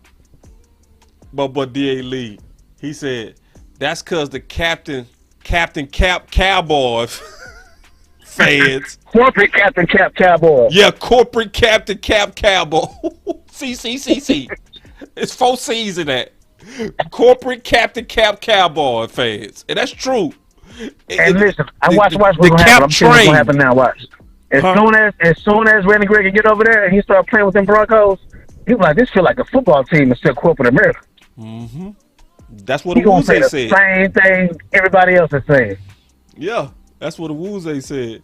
Hold on real quick. Yeah, man. But yeah, I mean, this is the thing though. It's all up to Will McClay, bro. Will McClay got to work that magic, dog. You know what I'm saying? That should be GM, really. Yeah, he should be GM. That should be like automatic, dog. You know what I'm saying? But I'm saying to the Cowboy fans, it's a long shot. And see, remember somebody said the other day. What? Oh, so you trying to say Will McClay is our only hope? Is it not clear? Is it not clear after 2 days? Remember somebody jumped in this show? Oh, it ain't just Will McClay. It's also, well, to a degree, it's Steven and Jerry, because Jerry does close well if Steven don't mess it up. And, you know, Steven does budget well. I give him credit for that. Absolutely. The reason why the Jones have been quiet, I think, personally, is because they know they messed up. Yeah. They know they messed up bad. That's the point. And so, and they trying to save face for not leaking all this extra information. We didn't do this. We didn't do that. No, yes, y'all did. Yes, you did. Because, see, them hard questions coming. You're trying to save face because y'all always do the same pattern over and over again. When y'all mess up, y'all start leaking information. And listen, if the media going at each other, you know they finna go at him, bro. I've never seen the media go at each other like this, bro. Bro, they're going at each other right now. They're trying to save face. Jerry Jones trying to take the attention off of him right now because he got that case candid. Yeah. I don't think it's the case. It's part of it. Nah, I doubt that. I bet $1 million he already settled that. That lady. Yeah, I'm pretty sure he did that already. Yeah, he settled that, bro. It got in the public to draw him to the table. Then he like, all right, I'll sign this so you can shut up. Take you $2 million. Get out of here. Right, exactly.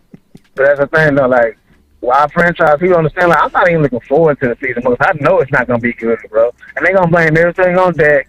We ain't addressed all none of the issues that we had. Hopefully, we do it in the free agency. We do it. Well, the free agency ain't over yet, but hopefully we do it in the draft and everything. But I seriously doubt that it's gonna be the same kind of thing we had last year. But I don't even see it. I honestly, with everything that we lost right now, bro, I don't see us being that great, bro. No, I'm just being honest. This guy, I ain't gonna lie. This got 7-10 vibes, 8-9 vibes. This got, 10-7 at best vibes. This is a morale killer. Like what they doing. I'm gonna remember that D.A. Lee. That boy D.A. Lee said, "Captain Cowboy fans." Ooh. Yeah. You got to put corporate in front of it though. Corporate Captain Cowboy fans. God dog.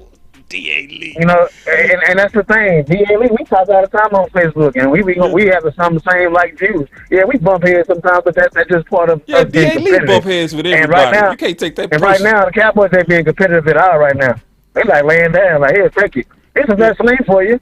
Okay, that's a free agency saying right now. Yeah, here's some gasoline. Hold on real quick. Where my dog at? Hey, Andre, send me your number again on the DM. I'm gonna call you, big dog. I'm gonna call you. But yeah, bro, this crazy. Like, this whole thing is, But I'm also at the same time. Tell me what you think of this, dog. I'm happy this is come out. You know what I mean? Because when we used to say it, people used to say, it's conspiracy. But now that you got the main media voices saying what we've been saying for years, now maybe some of the corporate Cowboy fans, I forgot that 4 C's, the corporate Cowboy, I forgot. Oh, corporate Cowboy fans, now they can maybe start converting some of them, because together we do matter. And together our voice do move stuff, but we divided. You got half of us that will co-sign anything, just like that dude came in the show earlier and was like, boss, you are officially the Dallas Cowboy hater or something like that. Like, No, bro, he should have said realist. That's what he should have said. I'm like, bro, I'm telling you the truth, dog.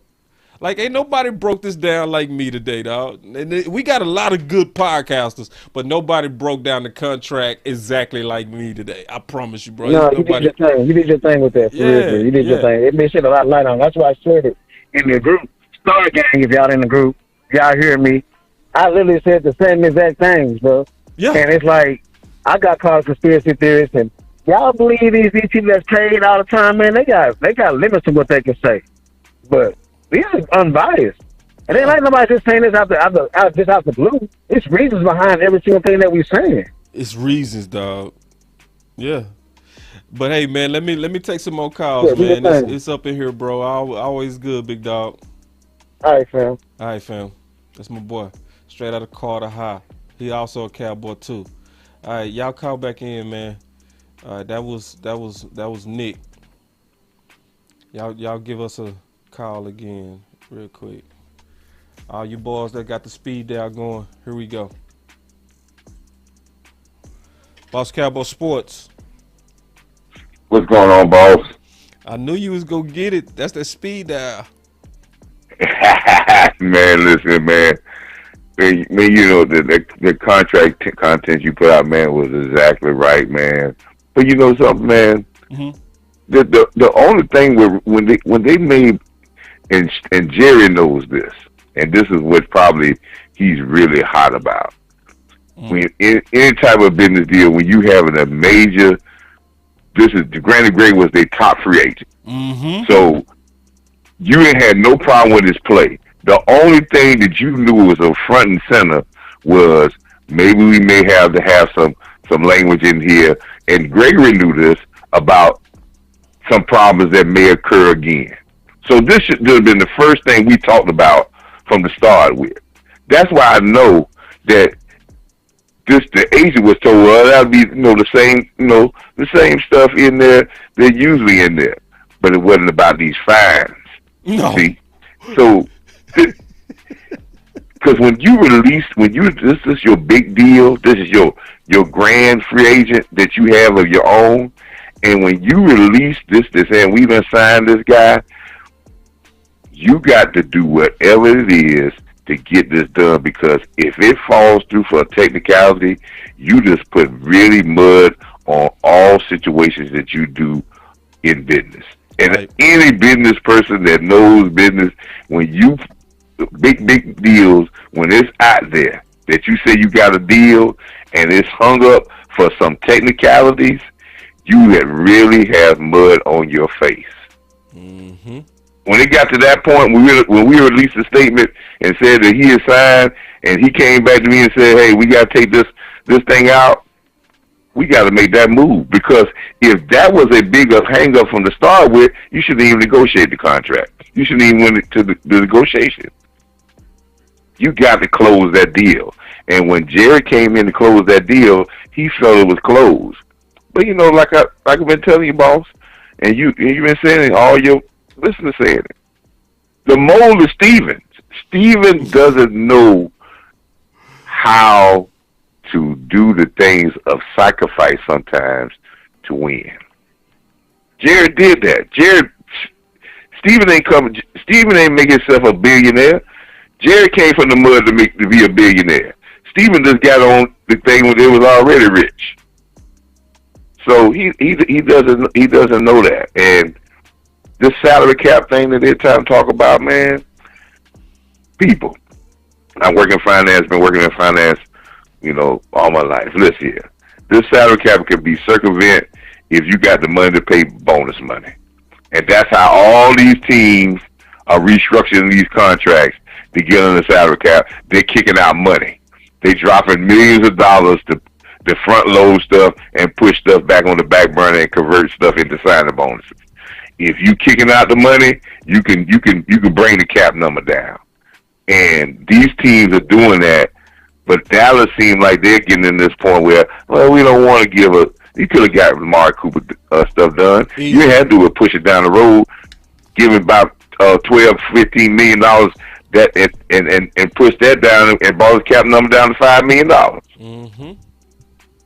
Easily, but you had to kick out some money, and you got the money.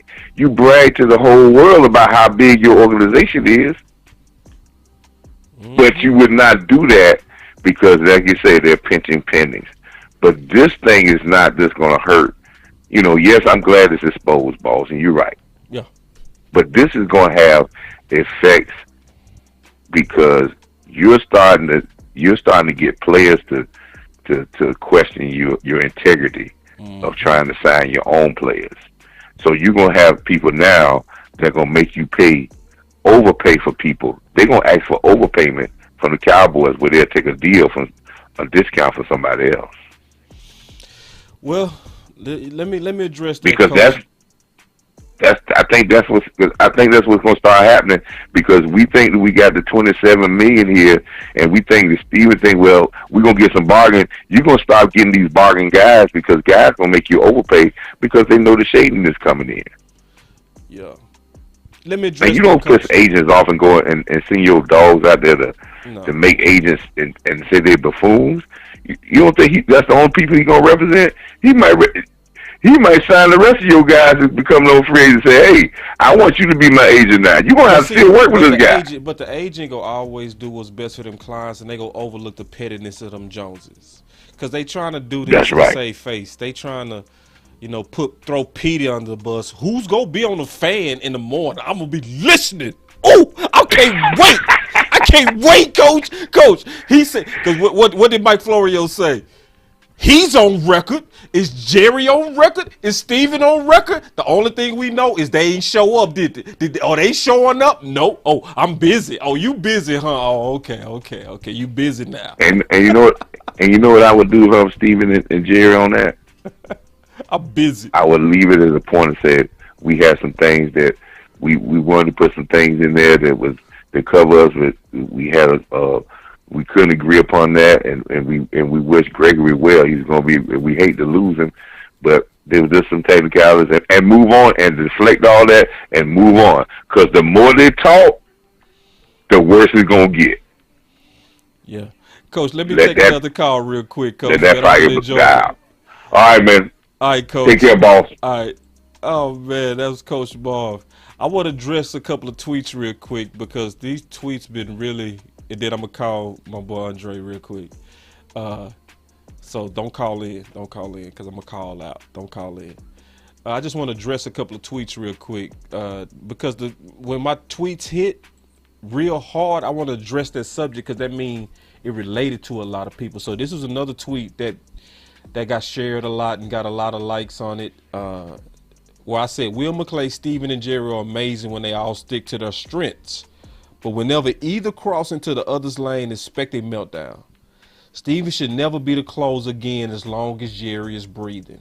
Because I want to be clear on that. I think that's the thing that really broke us down, especially with these negotiations. If you look closely on what happened with Tank, if you remember what happened with Dak, and then if you look at what happened with Randy, all of those breakdowns and fixes came from Jerry having to fix it.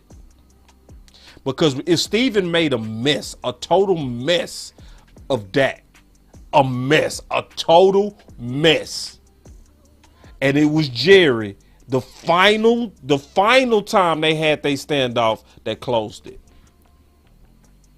And then Tank himself said, and this is not good cop, bad cop either.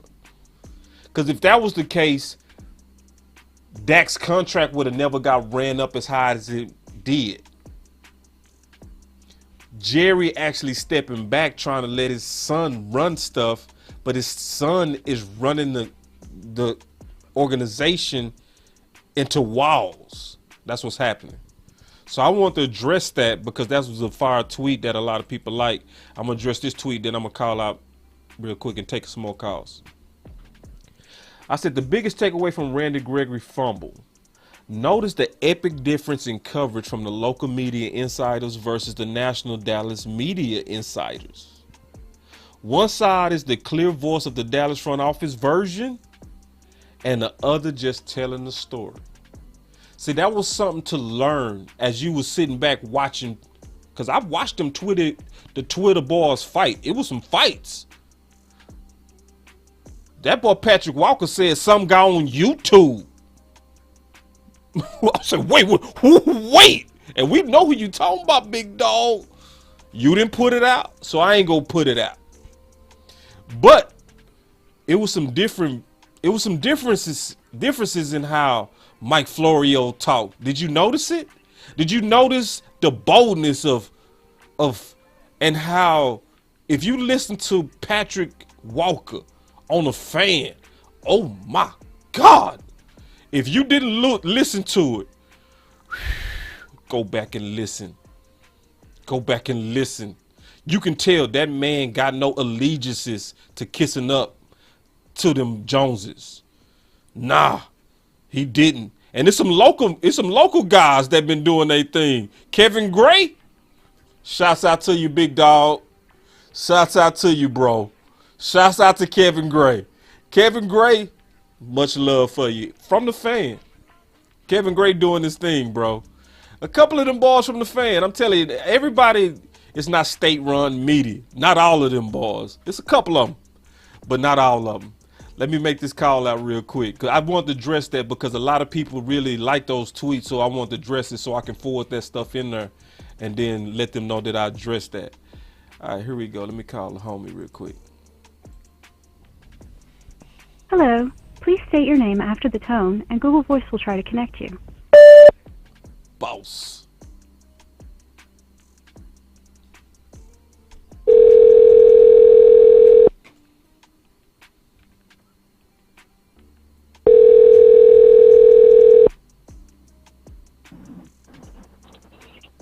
Boss Cowboy. Get it out, bro. Get it out.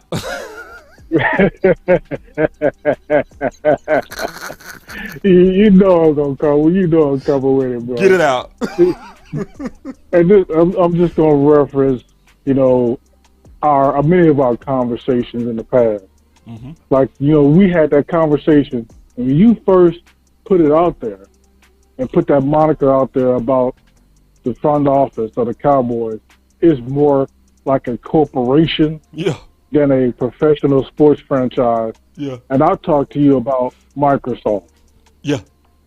See, the leadership of Bill Gates. Bill Gates said he wants all of his employees to be millionaires. That's even the janitors. Even the janitors. So you got a damn near $1 trillion company, and you got janitors that work for your company that are multimillionaires because he just gave them stock. Stephen Jones, this numbnut, this dude created a Twitter page today. I don't know if it was today or yesterday. And he on this mug just talking all kind of noise. And there's people on there. I went on there, I just called him a dumb genius.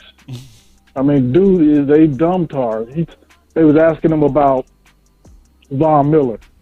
And he responded to one of the guys that asked about Von Miller. And Stephen Jones, allegedly, if this is Stephen Jones, he said, Von that Miller ain't Stephen. That ain't Stephen. We That made ain't a Stephen. great offer to Von Miller. And I think I may have said it. I said, was this the same offer you made to Tank? 1 year, $10 million?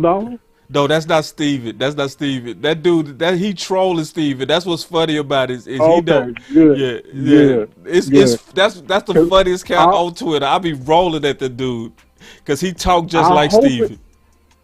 Man, I was hoping it was him, so he could get this work.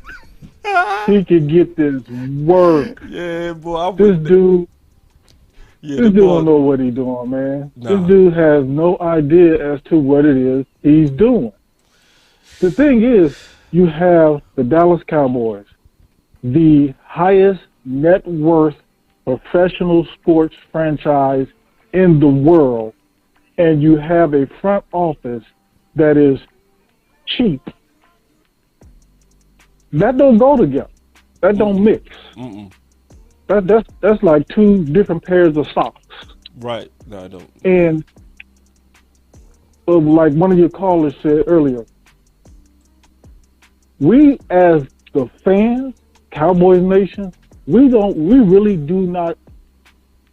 even fathom the amount of power we have. Yeah. All we had to do is say no more. We're not buying no apparel. We're not watching no games. We're not buying no tickets. We're not following none of the Cowboys radio stations and shows and none of that. When you cut the money off like that, if Jerry got any kind of common sense left in his brain or his body, he would tell Stephen Jones, you know what? I fired your sister 3 times, and she's in marketing. I haven't fired you once. That needs to happen. Let's talk about that needs real to quick. happen. Let's talk about that because I do see some stuff happening, and I made a prediction on Twitter. We not gonna have to organize no protests. People go protest on their own. I'm already seeing it, bro. It's a groundswell of anger over this past 3 months, bro. That's real. I'm talking about real, dog. Yeah.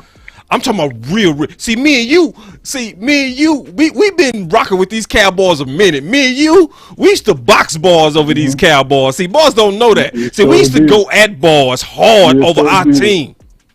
So I'm talking about war. I'm talking about organized. Me and my boy right here. Straight up war. War. And all you heard was when me and you was going to war with clowns, basically clowns. Hold on. All you heard. Man, we let it. So when you got people like you, people like me, that's over here like don't even have an appetite to spend money, and then I start sensing a temperature like this, dog. When some of my best homies that's in the podcast community, heartfelt, told me like, bro, I'm starting to lose the love. Yep. Cause I'm in this to win.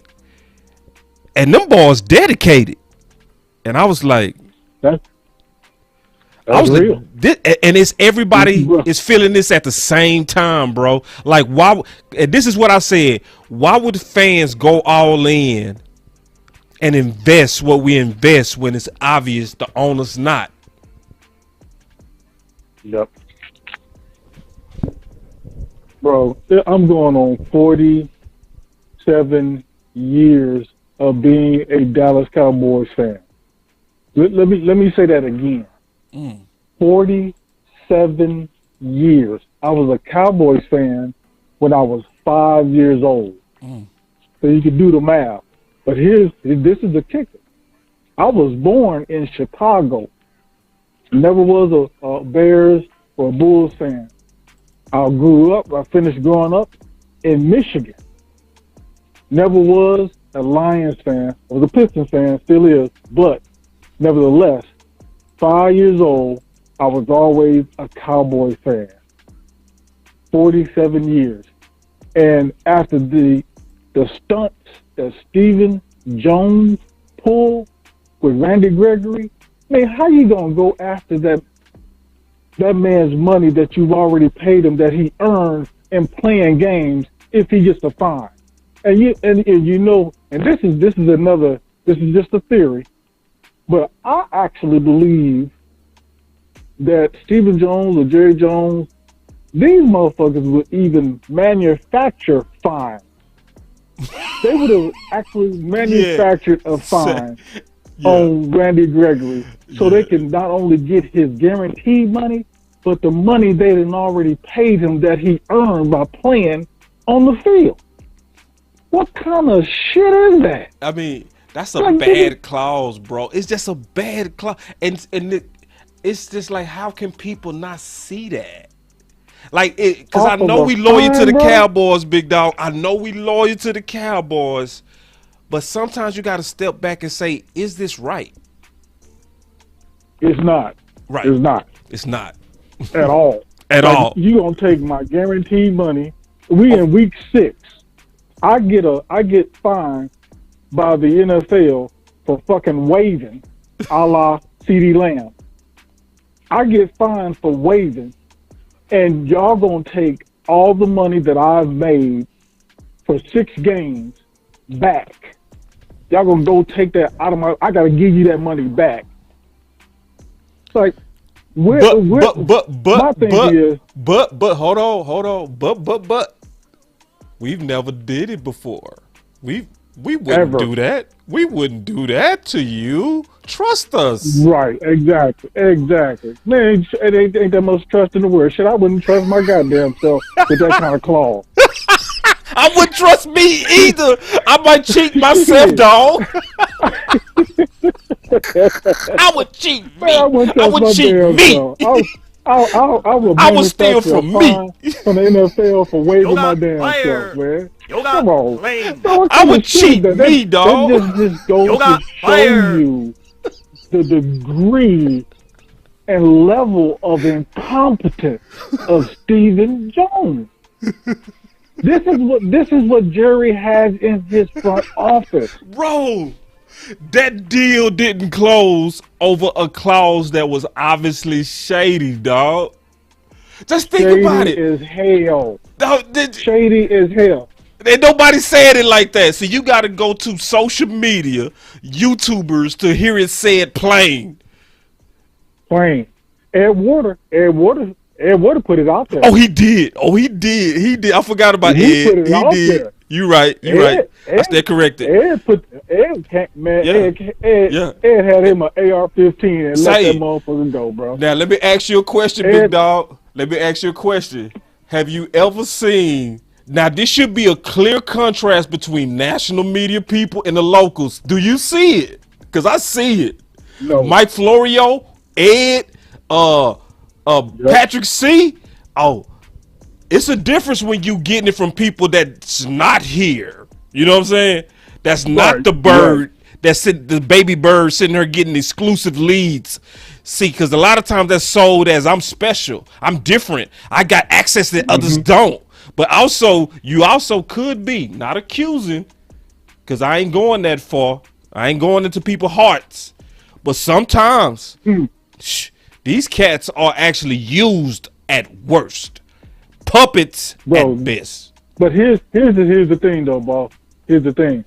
They know they're being used. They know they're being used from Jump Street, and they're allowing themselves to be used off of the simple fact that they know they can create an image for themselves, get notoriety for themselves off of Jerry Jones or Stephen Jones alone.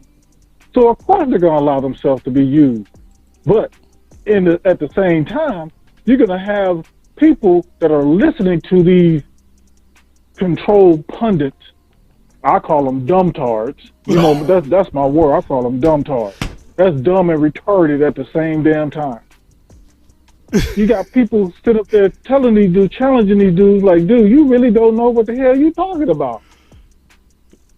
This dude, what's the dude? This Calvin Watkins. Watkins. Yeah. He's a That dude, I was listening. I actually called in on his little Twitter live show last night. Okay, what This happened? dude, What happened? this dude, boss. God. I bullshit you not. You know, I know you don't. I know you tell it. I know you keep it real, dog. What happened? So you know me and you down like 4 flat tires, bro. Yeah. So you know I ain't finna shoot the shit with you. I'm gonna give it to you straight. I know you do. Man, this dude, I called in, and this dude, he put me as a speaker, but then hung up on me. Cause you start keeping it real. This motherfucker said he went to my Twitter page and saw where I was saying some things about the Cowboy or Stephen Jones that he didn't like. So that's why he didn't let me speak and talk. Bro, when you talk about these pundits that are out here that are allowing themselves to be used by Stephen Jones and Jerry Jones, everybody that's listening to this, that shit is real. It is real. This is no bullshit. It ain't fake. It ain't trying to get extra Clicks, followers. Those that subs. shit is real. It's real, dog. It's real. It is, but people think I'm just talking. People think I'm just talking. It's like, bro, today I literally just sat back and watched the media people fight, bro. You did too. We sit there, but Twitter was lit. Yep. I was like, we both of us did. I was laughing my ass off. But yeah, it was crazy. Laughing my ass off. It was crazy. Like, I've never seen. And see, this. I'm gonna take another call after this because I know me and you could go all day, boy. But listen, bro. I used to write for certain companies. I ain't gonna mention the companies, but one of the things that they mentioned was there's etiquette amongst the media, the way you don't call out people specifically. They was going at each other, dog. Yep. James over Slater. Randy Gregory. Yeah. I saw that one. She had a little war on her hands today too. Yeah, I saw that. I saw that one. Yeah. But I'm gonna say this. I think she was seeking clarity though, big dog. I'm gonna say this and I'm gonna jump off. Okay. Man, listen. It's what's happening now in the league. You know, you got Maury, you got Randy Gregory, you got and then you got Stephen Jones pulling this stuff, and then you got what Tank put out there too. So this is going to echo across the NFL amongst the players. Ain't no players gonna want to come here. And then if Stephen Jones, I don't even think he even made an offer to Von Miller, Chandler Jones, Javaris, none of these guys, Bobby Wagner, none of these guys. I don't think he made an offer. If you ain't cheap, if you ain't talking about coming on board and you ain't got to get off no money, it ain't happening. So with this kind of shady deal, man, players around the league, they ain't gonna want to come play for Dallas. They gonna want to come and beat Dallas head in, if anything. All right, bro. Let me take this comment, big dog. All right, boss Cowboy. We'll let you, man. All right, boy. Keep doing what you're doing, bro. Appreciate it. Now. I want to take this comment because you might have came in late, and I'm gonna respect, your thought, but I'm gonna talk about it, and I'm gonna talk about it respectfully.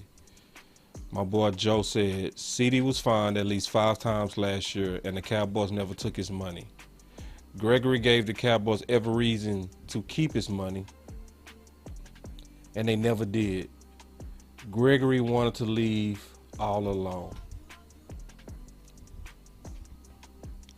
So, Patrick Walker today on 105.3 The Fan said one of the saddest things, and I'm glad you said that because you give me an opportunity to talk about this. One of the saddest things is Patrick Walker said from his contacts and working his lead sources that the worst part is that Randy Gregory was actually hurt. Now, it's Cowboy fans that y'all go always ride with front office regardless. Front office is going to never be wrong. That's why I said to some of our fans, we could literally trade Micah Parsons right now for a 12th round pick. And we would still some kind of way say that it was smart. because that's just how some of us are wired. You still my brother, you still my sister. I just strongly disagree with your thought. Strongly. Because it's not just leaving this team.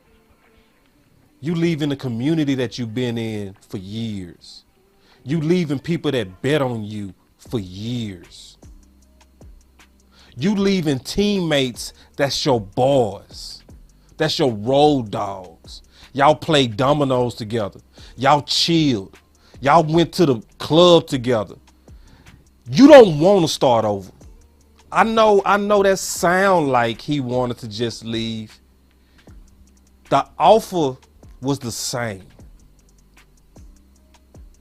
And I'm not gonna fuss at you. I ain't gonna bust slugs at you like I usually do because we thinking different and that you thinking different. I just super disagree with that thought. That this had to do with what I said earlier. Is when you a man or a woman that had lost and you looking at paperwork saying we can take, you go take that serious. If you was a man that was allegedly, they say Randy Gregory at one time doing one of those suspensions was working at, I think they say he was working at Amazon, a warehouse worker. I don't know if that's true, but I think I heard that today. But even if it's not, we definitely know it was times he couldn't even be around a team. So he had a lot of times to think. He had a lot of times to reflect. And it don't feel comfortable to watch in writing, we can take your money over a fine. For somebody who actually struggled. And some of us, are just in my opinion, we got to practice a little bit more empathy. You got to practice putting yourself in other people's shoes so you can fully understand their perspective. But if it's all about just what's in the best interest of the Cowboys, and you all about entertain me, monkey, be my entertainment. Screw what's best for you and what's fair, monkey. You ain't gonna get it because you gotta sometimes start thinking as these guys as humans, not our monkeys, not our entertainment. One of the biggest compliments that I got, they said, Boss Cowboy, whenever you talk about a player performance, you never say stuff like that dude is garbage. And I got out of adjectives like that when I first started rocking with my boy West Coast. And when I was rocking with West Coast, I started meeting players. I started meeting their mamas. It's hard to meet a man mama. It's hard to meet a man personally and then be like, he personally sucks.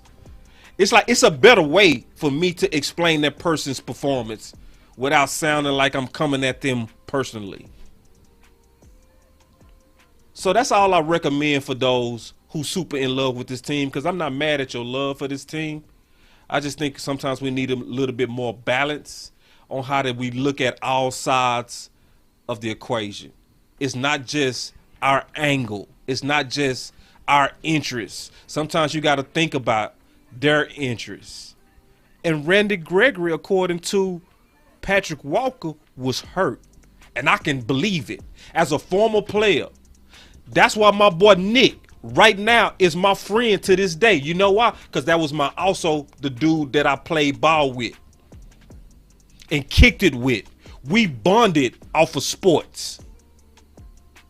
And that's my friend to this day. And if somebody told me up and leave, I wanted to leave. Nah. Boss Cowboy Sports. What up, though? Huh? Can you hear me? Yeah, what'd you say? Can you hear me? Yeah. Starboy in the building. What up, though? Oh, what's up? What up, though? What up, though? I thought you said something else, but I thought you were coming real fly. Oh, that's my dog. What's up? What's up, Star? What's on your mind? Hey, man. Hey, I put the link in on the page. Uncle Fish gave us the truth. You know what I'm talking about? He literally said that there's an offensive line and a defensive person that has the same language in the same contract. And even if you don't have it on the actual contract, it's in the collective bargain agreement. That lingo is in the collective bargain agreement, which means we ain't screwing nobody. It's standard. It's standard legal jargon. Okay, Star, I could tell you came in late because I've already addressed that. That's actually not true, big dog. The language from the CBA is not the language from the Dallas Cowboys contract. The key difference between those languages is that the Dallas Cowboy language is dealing with fines. The CBA is dealing with just suspensions. It's a big difference. You know what I'm saying? And Mike Fisher was fed that information. I'm not blaming him. The Jones side gave him that information and he relayed it. And on the surface, it sounds like it makes sense, but when you dig into the details, it don't. Because he showed it on his phone, so you couldn't read that crap that he showed. I know, he circled it. It was so small you couldn't read nothing. Like you saying that you told me something on the phone, didn't see me. I didn't see the words at all. Bro, exactly. And that was my point. I said, bro, first of all, it's not, because everybody's saying the same thing. They saying language. Notice everybody's saying per source is the language, right? That's what Clarence Hill said at first. And then David Moore. Sources say language. Then Mike Fisher came out. The language was the same. They all was saying the same thing because they was all given the same thing. They all say the same information. Talking about they narrate the dictation of the motion that they want you to push out. So I feel that. But see, and I'm also saying this. I don't think that they was intentionally trying to deceive us, because this also takes an understanding of contracts. See, you know what I mean? Because sometimes, I understand contracts. Anytime you get sued, you got to go to a lawyer to actually decipher what the hell they actually saying. You know what I'm saying? Like, and that's where the details. It's not regular language. Right, and that's where the details are important. So, you know what I mean? And so, when they talking in general, they're saying language. The language was the same. No, see, you talking about that big old circle. Let's dig into the specifics. The specifics, you know what I'm saying? It's different. And think about it like this. If the language was really letter for letter the same, why did you even draw up another contract? Right. Well, this is my thing, though. I would say this one thing, and, at the end of the day, I don't know who changed what. I don't have all the information, but I know Jerry Jones moved mountains for him to play again. You know what I'm saying? Yeah. Jerry Jones literally went to bat and to war with the NFL to make sure that we wasn't no issue with you not playing. You know what I'm saying? This is one of the people that we drafted, and he went to bat for him. He did. See, but this is the problem, bro. And when I look at us, right, remember when he said Zeke who? Remember that? Yeah, and then everybody was like, Zeke's offended at that, right? Jerry's response was, I've earned the right to joke. Wait a minute. Hold on real quick. Hold on real quick, Star. Hold on real quick, Star. I want everybody to remember. Let me explain this real quick, and then I'll let you go. No, you have not earned the right to joke on my name. No, you have not. See, this is the problem with how they think. They think just because I was good to you gives me a right to also screw you over. So you gave me a ride home, Starboy, right? You helped me. Yeah. I was on the side of the road and somebody was trying to box me, and you came out and you put on your hard hitter shirt and you say, that's my hitter brother. You handled up with me. So now I get to try to flirt with your girl? Oh, no. That's see that. Okay, I'm just going to say, I'm speaking on Jerry. Mm-hmm. Jerry wrote off. If y'all remember, there was the Romo makes me drink shirt back in the day. Yeah. The Jerry makes me drink shirts back in the day. Yeah. Jerry Jones literally signs off on every piece of merchandise that has Cowboy on it. So he knows that they make the shirt Jerry makes me drink. He signed off on that. So if he can make fun of himself and make money on it, he will do it. That's the same reason why he made the Zeke Who shirts. But yeah, because it makes money. Yeah, no, and I'm with you on that. But my point is this, and let's talk about it from me and you. You working, you put in 2 weeks of work, and then your people come to you and they say, hey man, we can take 2 weeks of your check if you late on Friday. We've never done it before. We've never done it. We've never done anything like that. But hey, we need you to sign this. You gonna sign that? Man, I understand it look bad. I mean, even them saying skydiving. I mean, I'm a daredevil. You know what I'm talking about? You know what I'm saying? I go cliff diving. I cliff dive. I tube the river. You know what I'm talking about? Like, I do crazy stuff. So, you know what I'm saying? Like, for you to tell me I can't live my life when I'm not working, that I have an issue with that. You know what I'm saying? But at the same time and same token, I understand why they do it. They trying to protect their investment. But I mean, at the same time, I mean, you ain't gonna just void everything. If it's guaranteed money, you can't say, "Oh, I can guarantee take it back if you do anything and slip up and mess up." Yeah, that's what the contract said, big dog.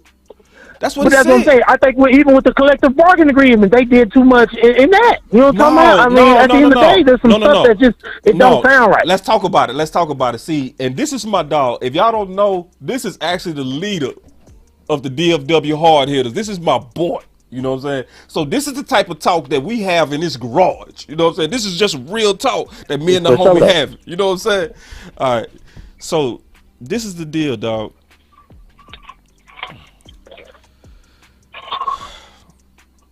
When it come down to that contract and it's saying I can take your money from a fine,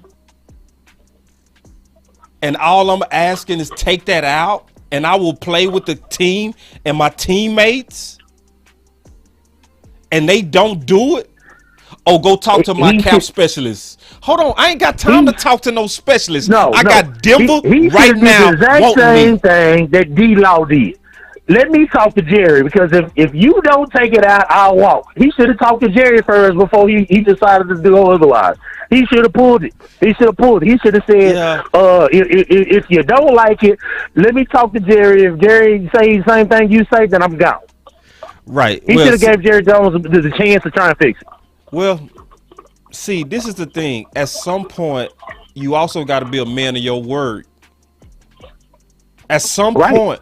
So it's like this. I'm not, listen, if you over here showing me you don't value me by just taking out a clause and then say, and if I say, man, I want to play for you, just take out that clause. I will sign right now. Go talk to my cap specialist.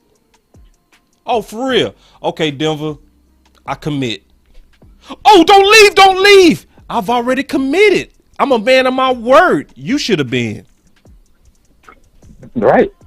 So even though you invested in me, even though you was good to me, when you start trying to put stuff on me at the last minute, because what a lot of people not talking about is how Jerry the day before spent all day with Peter Schaffer talking about the details of the contract. They agreed on it. Then they showed up to the closing table and it was different. See, I mean, you shouldn't change no contract things since we sit down and hash everything out. You can't change nothing. You know what I'm saying? You shouldn't. Right? You shouldn't. You shouldn't, because you know what I'm talking about. Even if you buy a car, right? You buy a used car. If you say you promised me this, you promised me that, you gonna fix the tires, you gonna fix the broken windshield, but then after that, it's as is. Okay, I signed off on the as, but then all of a sudden, You ain't fixing the stuff you said you're gonna fix. Like, come on now, no, we got a problem. We got a problem. And see, big problem. And see what it is people like you, like me, we loyal. You know what I mean? So if D-Law man about words already though, you know what I'm talking about? Yeah. Like, if I say I'm gonna do something, I'll be there. Unless something, a complete catastrophe happened and half the world was on fire or something like that, that's the only reason I'm gonna stand you up. I'm not gonna stand you up. If I say I'm gonna be there, I'm gonna be there. Right. And then maybe he should have talked to Jared. But this is the deal. If you got a lawyer and you represent yourself, most of us will call you a fool. Right. You see what I'm saying? So when your representation, who got a law degree, who done represented players for years, is telling you, bro, do not sign that contract. They not even removing the language. I can show you first that they lied to you. They said this was in all the contracts. It's not in Dak's contract. So first, they're lying. Oh, you already know it ain't in that contract. Even Fish said that. He tried to start saying that, and then he was like, "Wait a minute, let me not say that's in Dak's contract." Yeah, it's not in Dak Dak's has a contract. master's degree. First of all, Right. Dak ain't stupid. You know what I'm talking about? Dak ain't stupid. Dak, like, and that's take what that kills me out. about people always talking about trade Dak. How you gonna trade him? He has a no trade clause. You can't trade him if you wanted to. Right. So you can't move him nowhere. And see, we talking about the details. Once we get into the details, I respect Fish, but Fish got bad information. He did.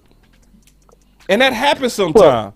You know what I'm saying? He got bad information. He was told, hey, Fish, Gregory was tripping, man. It wasn't us. It was him. We put that in all our contracts. It's even in the CBA.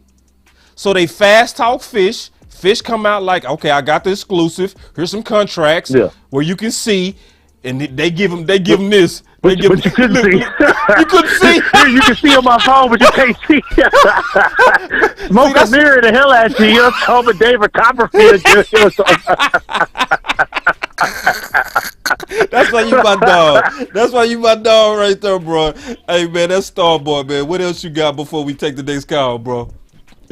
Man, all I'm gonna say is, I talk to people across the nation all the time. Talking about they like, oh, things ain't gonna be better until Jerry Jones ain't in charge no more. Well, I'm telling you right now, Stephen Jones is I feel like he's far much worse than Jerry, the father. You know what I'm talking about?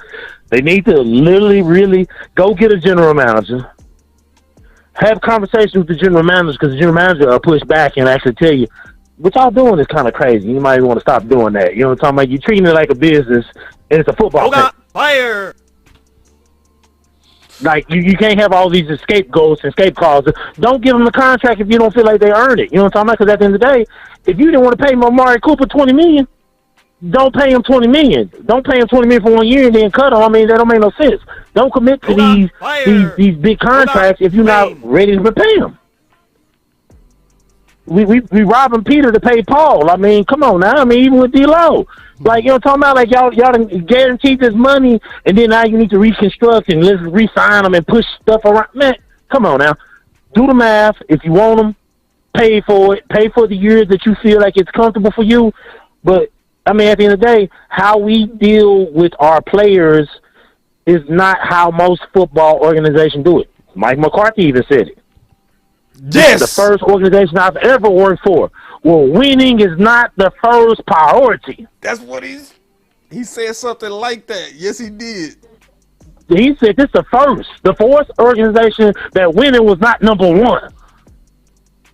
Because you trying to dictate people's money by how you play them. Well, Tony Pollard coming up on a contract year, so you're not gonna play one of your better players because you don't want to make no money. Man, come on now, bro. Either play the hell out of him and let him go get a big contract somewhere else, or pay him. Pick. You can't have both. Bro, that's what it is. Let me take this next call, man. That was Starboy. Let Hey, man, everybody you know know where what to I'm find talking you. about? No, Much let love, everybody know where to find DC4L. You already know. You know what I'm talking about all day, every day. Tell them where to find you, big dog. Hey, Starboy Entertainment on everything. Starboy Entertainment on Facebook, Starboy Entertainment on YouTube, you know what I'm saying?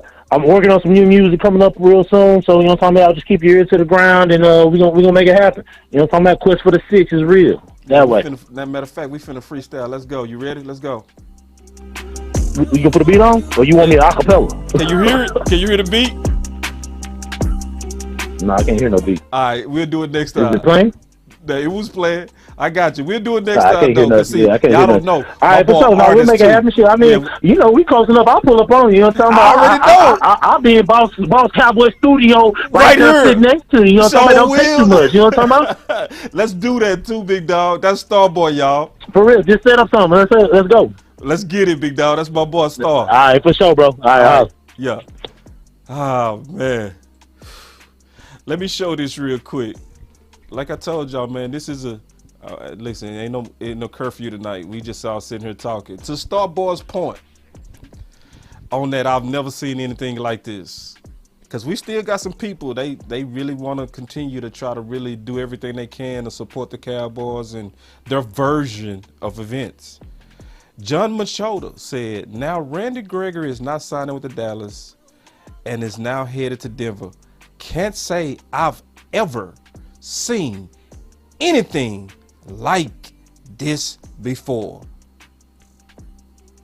So I'm seeing a lot of people in the comments like, yeah, quarterbacks get special privilege. Listen, y'all got to respect sometimes people that deal in contracts. I deal in contracts. It's not, we doing this because you the quarterback. They took out that clause because that clause never should have been in none of those contracts.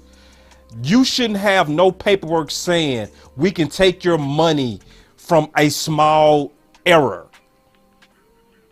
That's why if I ask any one of y'all, because I see a lot of people ready to defend the Joneses on this, but I guarantee with your job, oh, I got the call line open too. It's back open. I guarantee with your job, I know for a fact, if they said we can take your whole month's pay because you got a DWI, you gonna be like, no, they ain't got nothing to do with you. Boss Cowboy Sports. Hey, boss. Hey, you finally got in. What's up? I see you been So trying. you're saying they catfish the fish. That's what it is. Yeah. With that Yeah. paper. Yeah. Anyway, And that's one of the boss, you remember? Just hold on real quick. Just hold on real quick. That's one of the reasons I want to do this show. It's not to counter him or anything like that.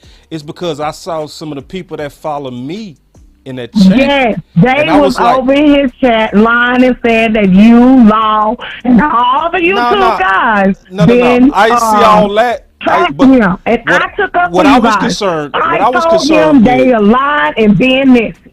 yeah, cause see, what I was concerned with was just the facts. Like, cause I saw some of the people that's over there that follow me and follow others that had questions, and I was like, well, I'm gonna address their questions, and I'm gonna address it with as much facts as I know from my corporate experience, my contract experience. But go ahead.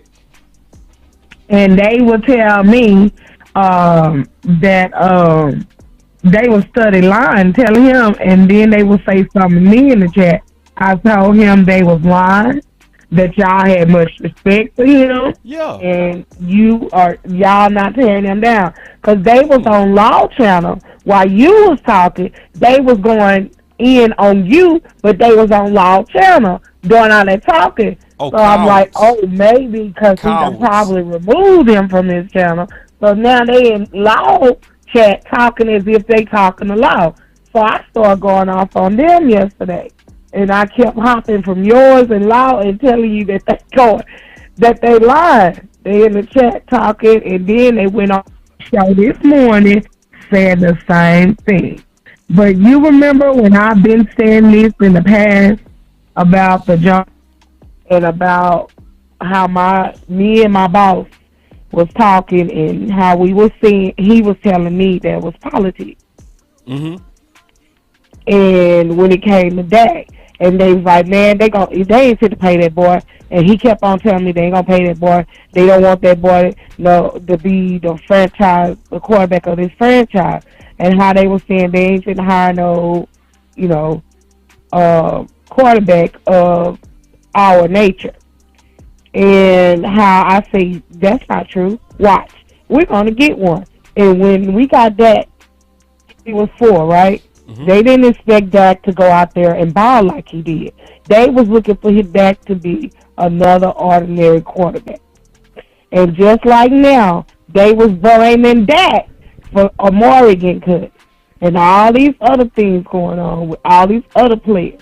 Oh, Dak couldn't speak up for nobody. I said, are y'all not listening to yourself, what you're saying? You say one thing and then go nothing. Now, all of this stuff y'all saying, back up and verify what I was saying. He ain't got no voice. Why? Why he ain't got a voice? Why they ignoring him? And then Stephen Jones come up in here. And then at first, everybody's like, we need to get rid of Jerry Jones. Now they in the chat taking up for Jerry Jones. Now they saying Jerry Jones went to bat for Randy Gregory. And it's the son that's doing it. And then somebody came back behind there and say, but Jerry Jones is the one that has the last say-so. So all of this here, you had all these boys being loyal to this team, as a lot of our players have in the past, and yet they get done wrong. Not only has it happened to the team, it has happened to coaches. Why? Because that coach had a backbone. That coach said it's either going to be done the way you fan need to do it, or, hey, it's your way, and I'm out. And what happened? Since that backbone coach got canned, then he came on there, lying to all the fans, because all the fans been talking about, oh, we need to get him in there. We need to get him in the ring on it. Oh, we cursed. All this craziness got going. I said, look, let me tell y'all something. It ain't no such thing where the Bible says blessed or cursed. You know what I mean? But still, the Bible also says that you going to reap what you sow. So you done that man wrong. And we ain't won a Super Bowl since he done that to Mr. G. Now, you sitting up here saying you want the war daddy. You got a war daddy, but you taking away his brothers. You taking away Dak weapon, Dak wingman. Why? Because Cooper and Dak was a team together. You kept Moore.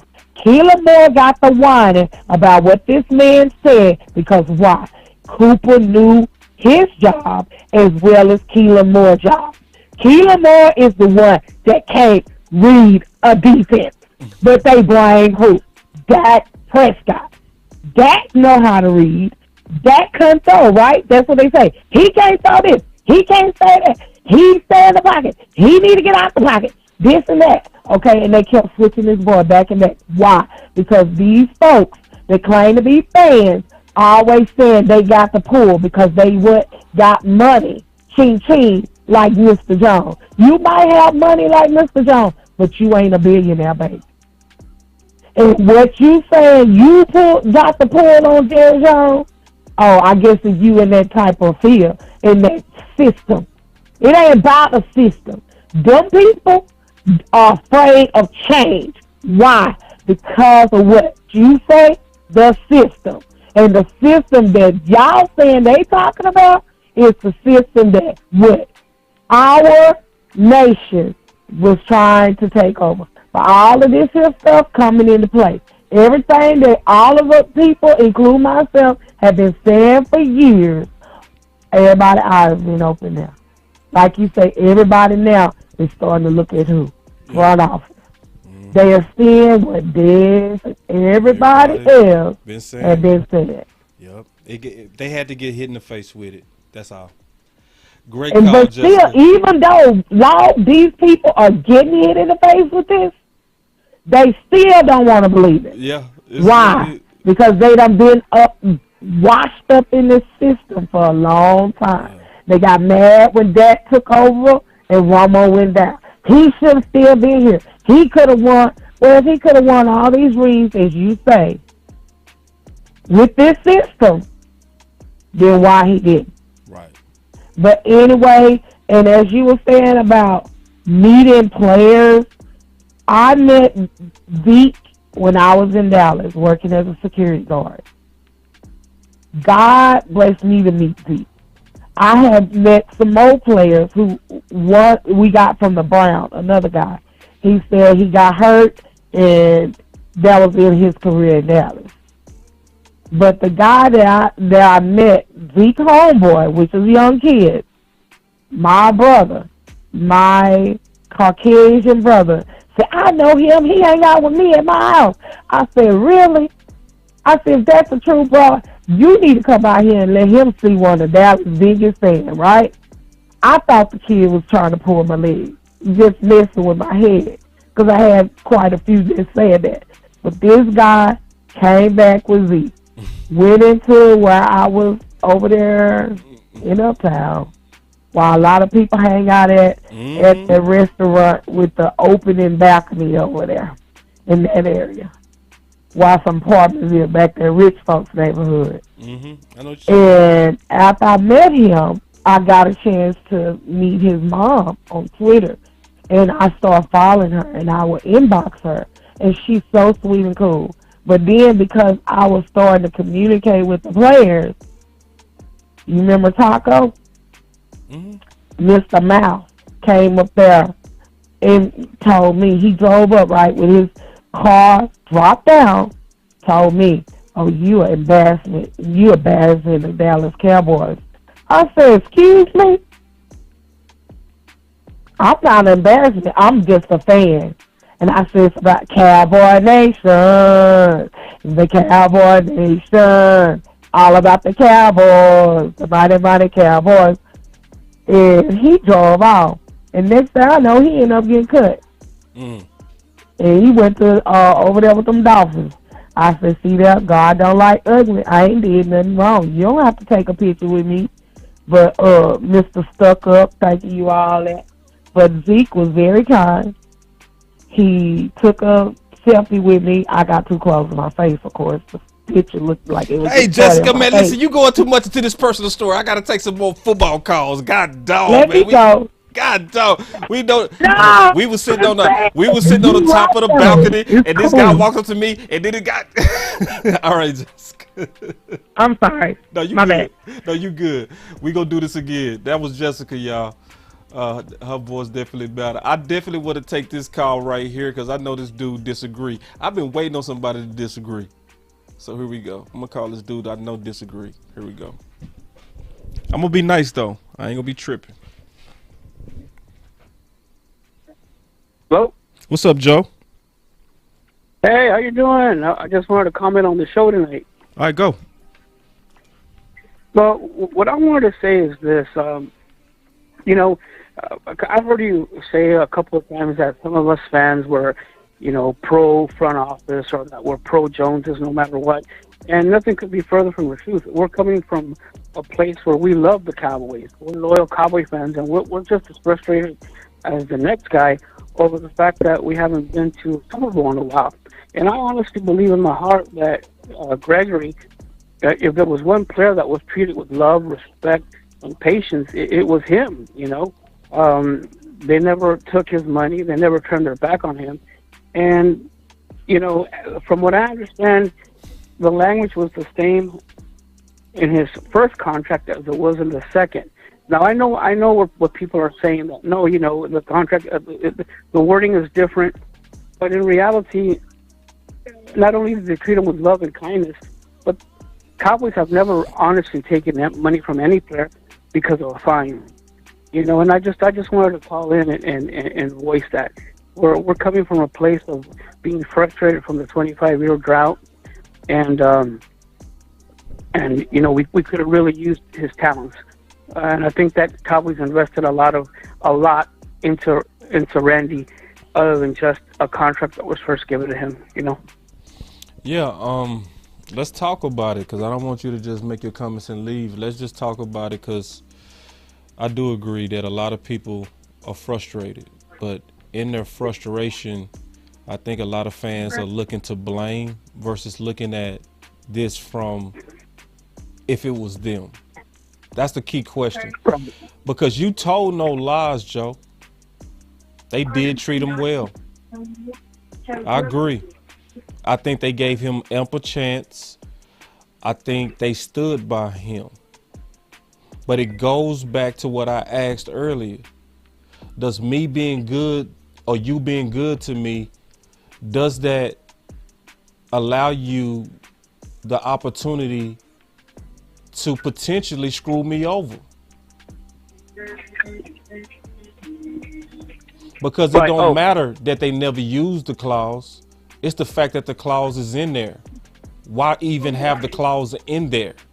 If you love me, if you care for me, if it's about me, why you got paperwork saying you can take my money over a fine? If you love me, take it out. I'm sorry, what? Go ahead. I said, because you talked about how they took care of him. They took care of Randy Gregory. And they was good to Randy Gregory. Well, if you love me, why do you have in writing that you can take my bonus and you can take my guarantee based on a fine? I don't feel comfortable with this. If you love me, take it out. And I will sign. They didn't. So did you really love me, or was you treating me good because you wanted my talent? So Joe, if you walked up to the Cowboys and was like, love me with a contract, would they love you like that? No, because guess what? They wouldn't get no play out of you, would they? So it never was about love. It was about the hope of getting a return on an investment. It never was about love. And the paperwork showed it. Because if it was about love, you would have showed it in your paperwork. Well, love isn't just shown through a contract. Love isn't just shown through money. You know, they stood by him when he did a lot of things that a lot of teams wouldn't tolerate. You honestly believe? I mean, and be honest, Boss Cowboy. Be honest. I'm being honest. No, wait. I'm gonna ask you a question and be honest. I mean, I'm being honest. Your callers listen. Okay, I'm gonna ask you a question, and like I said, be honest. Do you think for 1 second Bill Belichick would have put up with Randy Gregory's antics? Do you think that you know, a lot of teams in the NFL would have put up with Randy Gregory's antics? No. Cowboys stood by this man. They gave him an opportunity to make himself into somebody, because NFL contracts aren't given out for But see, free. hold on. You asked me a question, then you answered it. All right. All right. So to answer your question, first of all, none of us know, because he wasn't in our organization. One of the things also that you saying is antics. Okay. So let's define antics. Yes, he did fail a drug test, but what really messed him up is he got into that NFL system, and that system had some unnecessary punitive damages that was unnecessary. Like a lot of times when he was actually accused of failing was not fails, it was really he didn't pass the program. Like, so for instance, it was one time he was in a drug rehab where he just took a urine analysis. Okay. So in that urine analysis, he passed, but him being in a rehab caused him to miss the NFL's drug test. Guess what? That's why it was deemed a failure, not because he actually failed a piss test, because he missed a piss test in a rehab. Does that make any sense to you? You be honest. Was that antics? I mean, no, was that antics? You be honest. So if your player was going through that and you see the NFL is coming down on my player, why would they give up on him?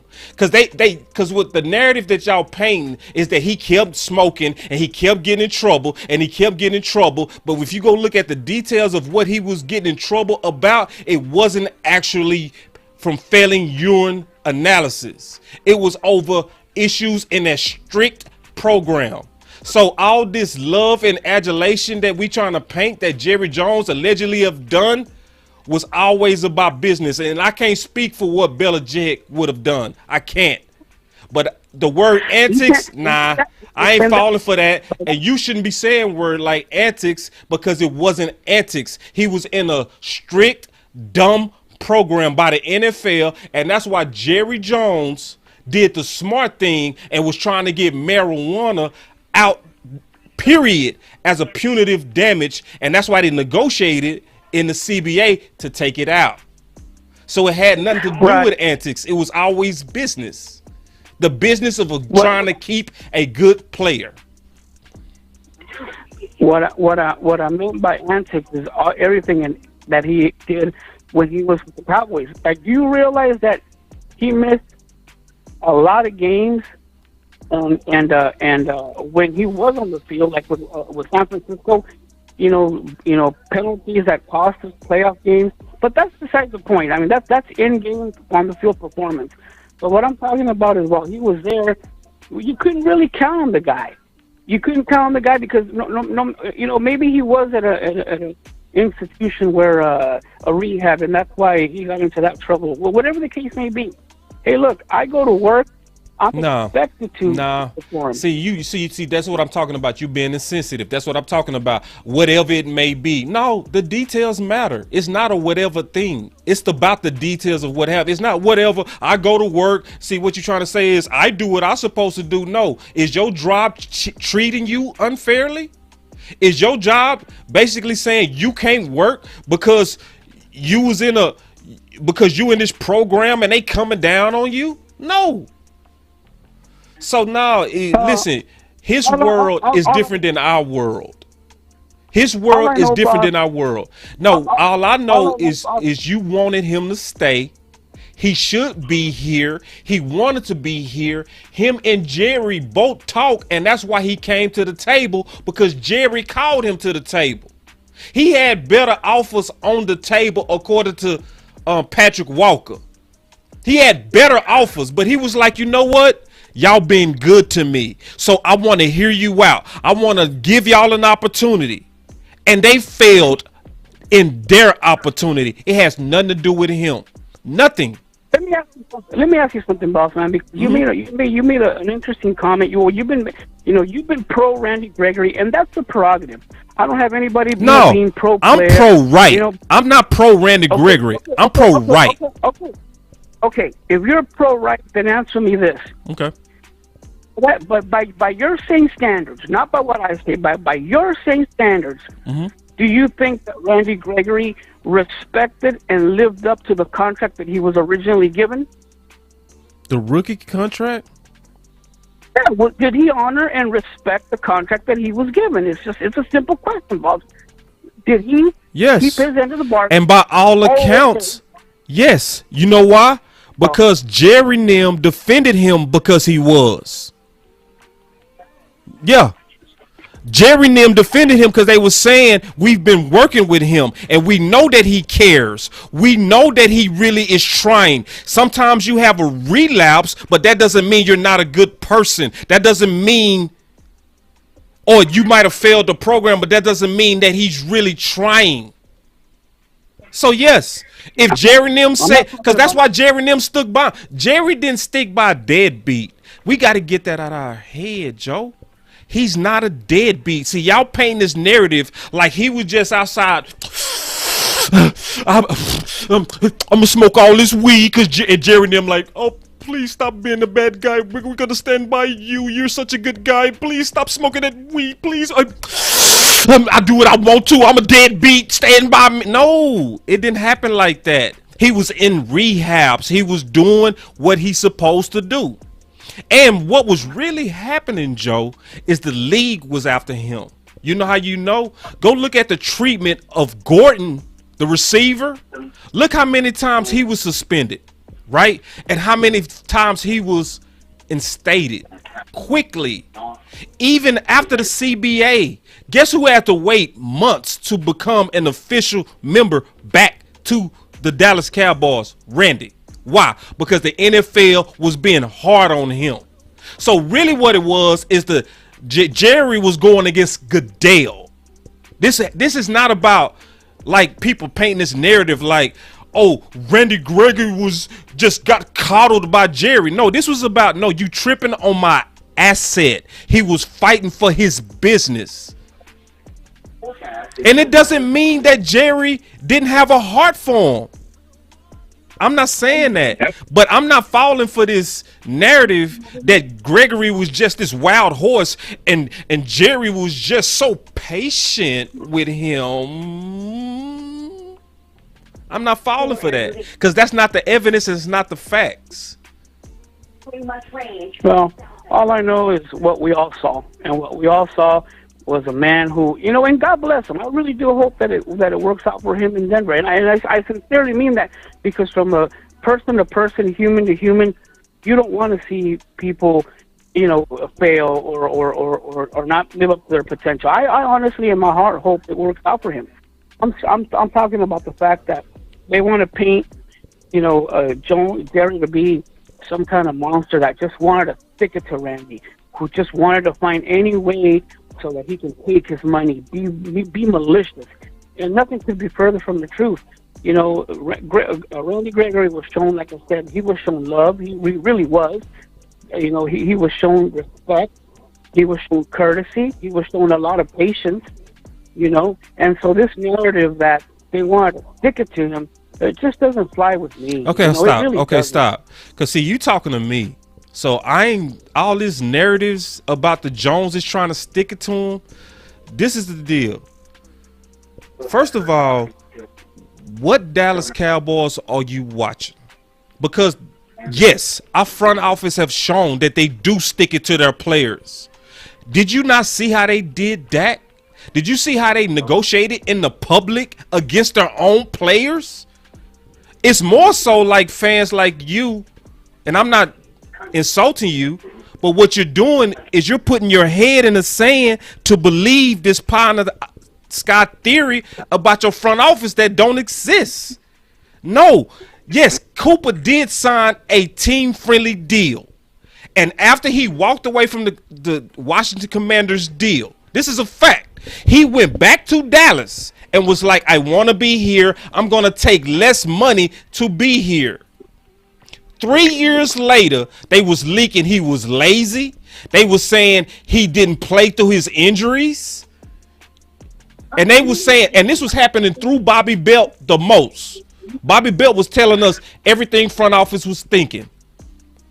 So why would Randy Gregory watch the treatment of Dak, watch the treatment of Cooper, watch them say Zeke who, watch them say to Tank, you're not no Von Miller, but then sit over here like, these guys, they look out for us. Yeah, maybe when Jerry was running things, but no way anybody with clear views can watch Steven do business the way that he do business and then have all this optimism. Just take the stuff out of my contract, please. Because all his feelings, that's what, it's not about feelings. Get the risk out my contract. That's all it's about. You didn't, so I left. And according to Patrick Walker, he didn't want to leave. He wanted to stay with his teammates. And so let me ask you a question, Joe. You be honest. Would you sign a contract that said, it's all the contract said, if you're late, we get to take a month off your money. If you're late. We've never done it, but it's in our contract. You would sign it? Well, he signed the first contract. No, I asked you, Joe. See, Joe, that's what make people think you being a company man. No, I asked you a question. That's a yes or no question. It's a close-ended question. No, it's not a yes. Yes, it is. Yeah, when you ask the question the way that I asked, it can only be answered with yes or no. Would you sign it? Yes or no? I'm answering the question. And would you take it? Would you sign it? I'm going to present you with facts. I'm not going to be like, oh, okay. Yeah, I asked you about you, not Randy Gregory. Would you sign it? Well, no, I'm going to present to you facts when I respond. No, I asked you about you. You trying to talk about Randy? Would you sign it? See, that's why I say some of our fans have no empathy. They have no empathy. They can't be fair. It's all about what the Joneses want, and they just looking at this from a selfish perspective. Because if it was really about what was fair, you would answer the question. But you know where I'm going with that question, so you refuse to answer it. So that means you negotiate with me and talking to me not in good faith. So just answer the question so we can know what we're dealing with. Would you sign that? But wait a second. The thing is that you want me to answer how you want me to answer. Nah, I ain't dealing with that. Nope. See, because, listen, I ain't dealing with that. See, because if you go talk in good faith, I was very respectful. I wasn't tripping. But see, if you go try to have this discussion, you got to have it fair. Or I ain't going to even tolerate it. You know, it ain't about answer the question how you want it. No. You knew I was going with that. You would not sign that contract. Bottom line. Let me take a new call. I got the call lines open. Yeah, and I don't like to hang up on people, I don't like to do all that kind of stuff, but man, I ain't got time for that. And listen, and that's the type of fans I'm talking about, man. We gotta be fair about this stuff. We gotta be real about this stuff. Boss Cowboy Sports. What up, boss? Hey, what's up? Hey, you know what? You were getting homeboy last caller. You had me rolling, homeboy. I wasn't trying to embarrass him or nothing. That's never my goal. Hey, but it's like, bro, let's talk real. Let's talk real. Let me answer that question for you. All right. Would I sign that contract? No. Hell no. Hold on, real quick. Yoga fire. And you know why? Because that's taking money out of my pocket I need for my bills. Same reason he didn't. Same reason he went to Denver. So get out your damn feelings if you're a real Cowboys fan and quit talking all that mess. The team's going to do what it wants to do. It's owned by billionaires. You don't make the decision, so get over yourself. Right. Yeah, and that's key what you're saying. They make the decisions. Nobody deny that they make the decisions, but we do have a right to talk about it, and that don't make us unloyal. Exactly. You know what I'm saying? You know we're loyal to talk about it. Stephen Jones. Stephen Jones messed that up for us. With his mess. Okay? Now, that's my opinion on that. Now, Jerry himself was trying to save the deal. And Stephen messed it up for us. So we have Stephen to thank for that. Okay? Now, Stephen needs to quit meddling. Because otherwise, like I said in the chat, the Cowboys are proving that they ain't about winning Super Bowls. They're about money. It's about money right now. Until you prove to me otherwise. Okay? Which, it should be about winning Super Bowls and getting the money in the end. Because how you get more money is you win championships. So your other players will want to come to the team. But you're too worried about advertising this, advertising that, making this money, for this money, WrestleMania, this, that, and the other. Who cares about that? Dallas Cowboys fans, real Dallas Cowboys fans, want championships. Period. They accept nothing less. Yoga fire. Man. Keep talking. Keep talking. Keep talking. And the Amari Cooper thing, y'all, they messed that up too, on purpose.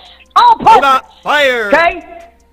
And you turn around and traded a first-round pick for him, and then you get a first round because you want to meddle in the media. Instead of keeping your mouth shut like Boss Cowboy be saying all the damn time. So you get your money's worth out the damn picks. So at the same damn time, I'm speaking to you, Stephen Jones. Keep your damn meddling hands out the mother freaking Cowboys front office. Let Jerry take control so you can win you a Super Bowl for the man Clark's dead. You egotistical butthead. Because me, I'm a passionate Cowboys fan. And if I was there in person and standing you in the face and had 5 minutes with you, I'd tell you, get your ego out your mother freaking your face or your head or whatever you're thinking and do the damn right thing. Yoga fire.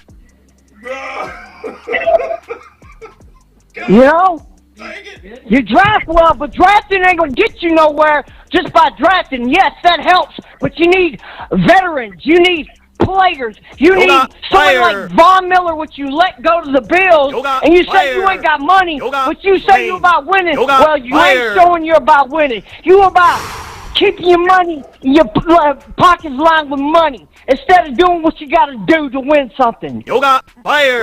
Oh! That's why you're trying to get DeMarcus Lawrence $10 million for 1 year.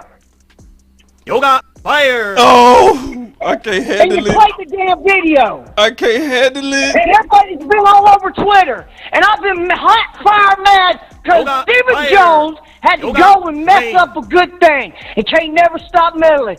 Yeah, I swear to God, if you don't change your tune, Mr. Stephen Jones, when I get a chance, I'm going to make a personal visit. And when I see it, take a tour, promise you, buddy, I'm going to give you so much truth and facts, you're going to want to quit your job, boy. Because I'm going to embarrass you like Boss is doing, live on Twitter, speaking facts all the time, just like Law does, just like Jeff does, just like Mike Fisher does. You know, all of them, Sky, all of them. And that's why I like to share, because we're real Cowboys fans. We ain't no fake Cowboys fans, and all we do is whine and complain. No, we speak facts. We speak truth. We still stick by our team, even when they're messing up. I'm still going to be a Cowboys fan. But at the same dang time, I ain't going to set nothing less than perfect and try to do something for your team so you can actually win something before Jerry Jones dies.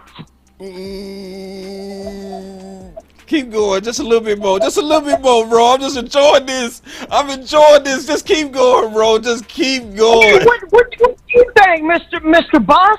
I'm enjoying this, man. Sometimes I just like to just enjoy it, man. Just keep going. Am I valid in my frustration? Man, what?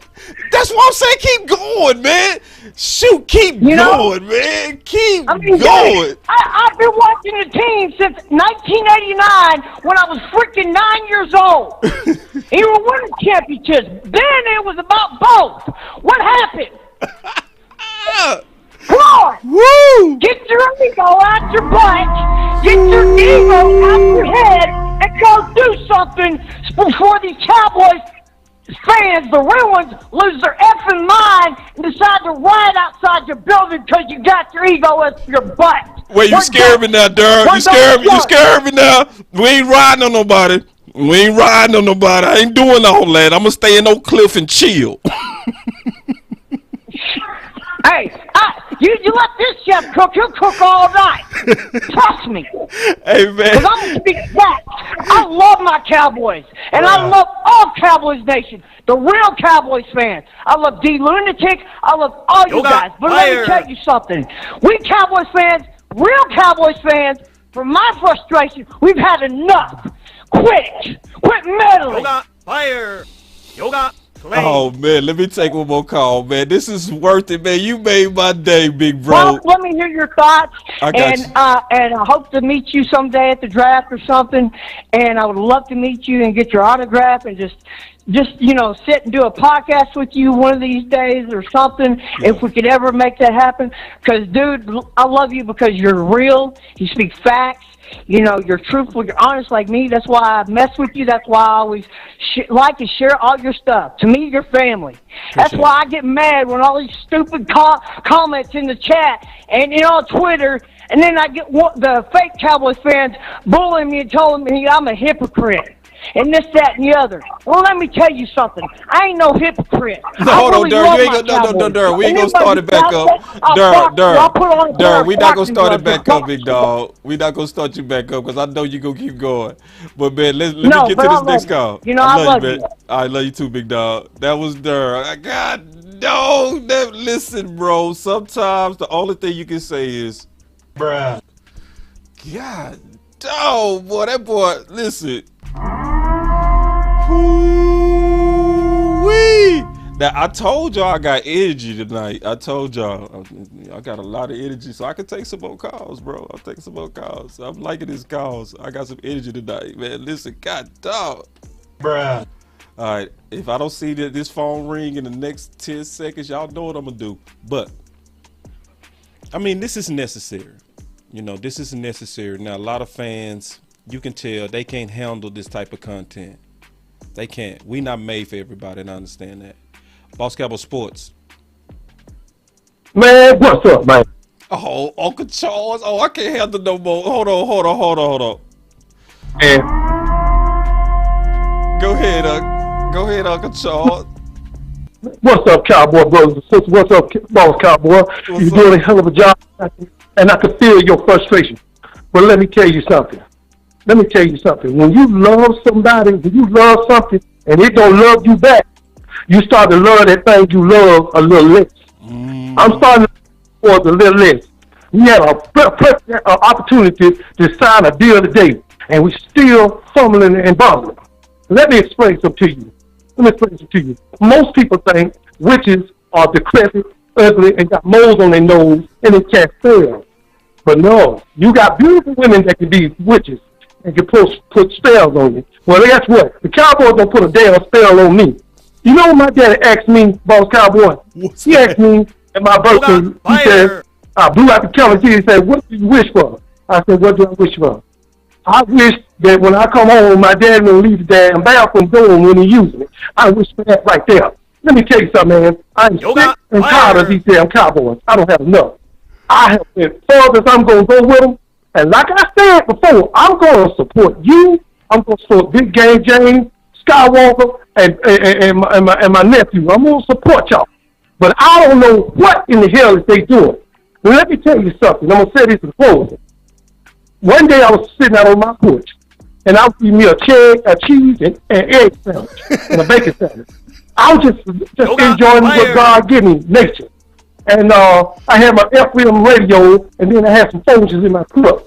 But it was down by the tree, and they kept looking at me. And it was like they were discussing something. So one of them decided to come up on the porch. He's rubbing his hand, eyes going over which way. I said, you want some of this sandwich, don't you? And he said, yes. So I broke him off a piece. And for the next 2 days, I didn't see the squirrel. But on Friday, I went out on my porch, and every squirrel in the neighborhood wanted some of that sandwich. We don't give the Cowboys all we gonna give them. We're not gonna give them no damn more. See, they didn't go over all this time, and now they want to come back and get our love and our loyalty? I don't think so. No, I don't think so. I believe this. When I walk around in the kitchen at night, and I'm going to the refrigerator, and I brought my foot on the table, I'm saying, damn. I ain't saying, man, what's going on? I'm in pain, that. And that's all I got to say. Man, I appreciate you doing what you're doing, bro. I love you, bro. I love you and your family. Keep doing what you're doing, bro, and I support you. But this right here, I can't take it no more. And I'm going to tell you something, man. I'm going to say this one more thing. I'm going to say one more thing before I go. You know, I like to deal with nature. I communicate with animals. And so have a damn bird out here was banging up the window. And I called the animal control. I said, ma'am, y'all need to come get this hawk. He's banging up against my window. I said, what is wrong with him? She said, well, it must be mating season. I said, who the hell he gonna mate with? Because it sure ain't me. And then the police and people came to the house. And I said, before y'all go back there, he back there. And if I hear y'all scream and y'all get thrown up in the air with your boots all swung about, then you know you've been had by the bird. And that's all I got to say, man. We've been had by these Cowboys, and we need to stop getting had. And that's all I got to say, player. Man, appreciate it, Uncle Charles, man. God, no. God, no, man. I love this. I need to do more freestyles, man. Freestyles are the best shows.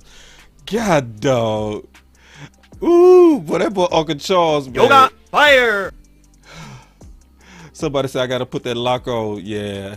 I mean, say, I told y'all, bro, I got energy. So listen, it's just like being in the barber shop today. I'm gonna just keep talking until I don't feel like talking no more. Just today, I guess my boy Law would call this a marathon show. Yeah, take this call, Boss Cowboy. Before you say anything, I want to address this comment. Maryland said people want players to do things they wouldn't do themselves. Oh my.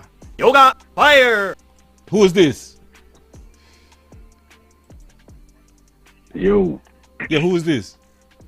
Yeah, I can hear you now. What's up, bro? What's up? Who is this? Hey, man, it's your boy Red, man. Oh, Red. Hold on. You talking about Red from Roosevelt? Nah, from Bishop Dunn, bro. Oh, Reggie. What's up, big dog? Reggie, man. What's up, bro? Hey, can I talk? Because I see what we've been talking, man. I know you kind of on that cliff. Talk about it. Yeah, man. That's why I called in. I love Uncle Charles, man. That dude said everything I was feeling, fire. Man. But I feel like, you know what I'm saying, the show coming to an end a little bit, so I was like, man, I'm at the cliff, bro. I told you I'm at the cliff. I told my daddy today, hey man, I'm putting my Cowboy allegiance on hold for this year at least. Because they've been pissing me off ever since Amari. I need some light, bro. Give me some light. Give me some light at the end of this tunnel right here. No, I'm gonna tell you, bro. I'm gonna give you the light. You ready? Yeah, I'm waiting, bro, because I need some, bro, because I love my Cowboy, man. My Are you mama watching the just bought show? me a Can you see the Micah show? Parsons. Can you see the show? Nah, I'm on my regular phone right Okay, now. okay, so I okay. can't see it right now. I What can I'm hear you, though. showing is Will McClay. Because if it You wasn't said for GM. him, He need to be the GM. but I'm saying he is the hope. Because as Okay. bad as it is, just keeping it real, you will always be competitive when you got people that can get talent. Right. Now, other people might mess it up, which we've been seeing, but we've still had chances. Even last year, we had a chance. In 2016, we had a chance. In 2014, we had a chance. So we lost Amari. We still got a chance. Why? Because CeeDee Lamb is likely prepared to assume the number one. Because to me, if you look at him, the only thing we could knock was the drops. Meaning, Right. if he fixed those drops, you got your dog. You know what I'm Right. saying? Now, we got to kill in that draft. We got to clean up the mess up that's already in free agency. We got to stop doing what we've been doing with the meddling. But that's also why the pressure is good. That's why also, Reggie, the ball drops are good. Because you play for Bishop Dunn, I play for Dallas Carter. We from the same hood. What did we do to boys who dropped balls and fumbled? Man, they finna get roasted. Man. On my end. Right. And why did we do it? Did we do it because we hated them, or we was checking them because we wanted them to what? Get better. Right. So that's what's happening right now with Stephen Jones and Jerry. Everybody that's going at them is not going at them with a mentality like they're dumb. Well, at least now I'm not. I'm more so like, y'all better than this, act like it.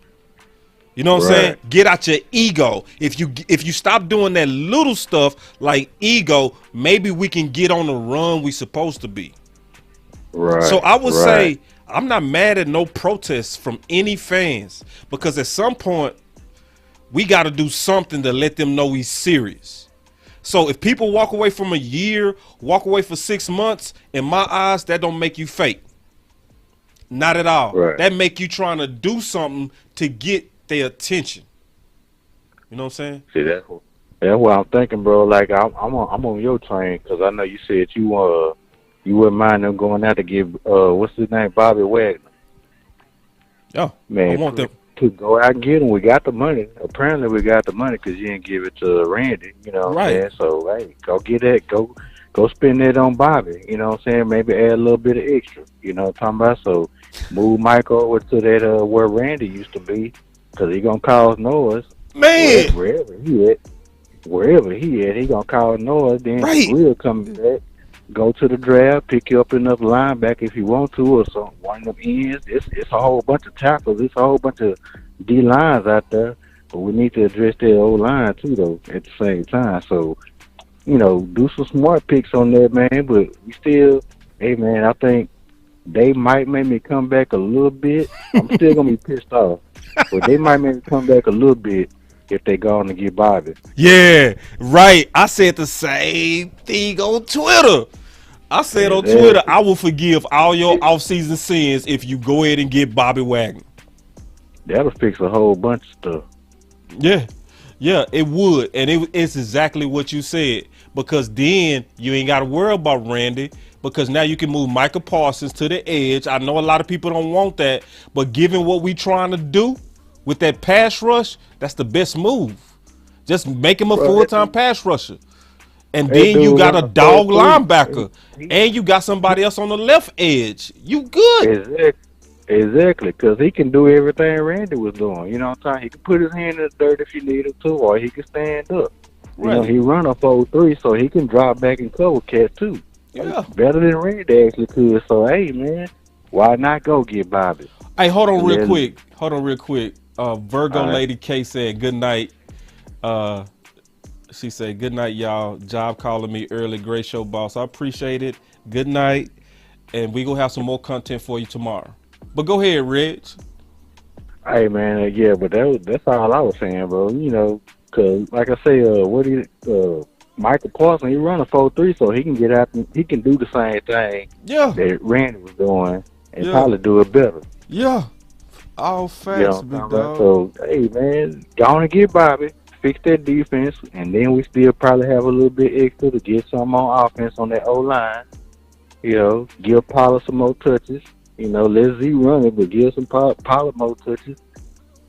See if CD gonna do his thing. You know what I'm saying? He that's why we drafted him. He was drafted number 1, so he was eventually gonna take over that number 1 spot anyway. I wish they would have kept Amari at least 1 more year. Yeah. But hey, I just speeding up the process, so it is what it is. That means shit, Lamb. Come on, we need you now, bro. Well, Reggie, I'm gonna tell you right now. This is what I think will happen, bro. The optimism with the Cowboy fans is not gonna pick back up unless we start hot. That's it. True. We are not hearing no optimism from drafts, from free agents. We gonna feel a little bit good, but we gonna still be on some wait and see. If we start off on some 3-3, 2-2, ooh, man, you know how most Cowboys fans is. They be like, okay, we starting out good, we ain't playing nobody, but you know, we 4-2, 5-1, something like that. So we high, but we ain't playing nobody. Right, but I'm saying in terms of Cowboy fans, if we start off 5, everybody gonna always doubt us on the outside. But I'm saying the only thing that's gonna get it, if we start off bumpy, whew, man, you gonna see some Cowboy fans not even showing up. I'm telling you. Let us start off bumpy with how they handled this offseason. Ooh, it's gonna be some boys like I ain't coming. It's gonna be some boys on strike, key, bro. What'd you say? This offseason is the key. Like I said, it's still one more name out there. We still got Bobby. Yeah. You know, you definitely need to take that shit out. You're fine. We can take your guarantee because of a fine. Hey, you definitely need to take that out of his contract. Yeah. They not gonna have that in none of their contracts. Watch going forward, they gonna take it out of all future contracts. Yeah, because see now, it's gonna be weaponized against them in competitive situations. It's gonna people like, man, you sure you want to sign with them, bro? Remember that clause made. Shoot, Gregory didn't walk away from. They don't even treat you right. They trying to take your money. Even if they never took your money, I will still be concerned about that. That's why, notice, nobody that's part of the corporate America, Cowboys, notice they would never answer the question. When I say, okay, would you sign a contract that somebody could take your whole month's check for being late? Well, I'm going to answer the question the way I want to. Okay, I'm going to hang up on you too, like I want to. You know what I'm saying? Man. Bro. Yeah, he was out of line for that, bro. I understand where he was trying to come from the heart, but you got to separate.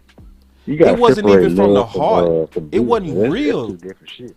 It wasn't even real. It wasn't from the heart. It was a front.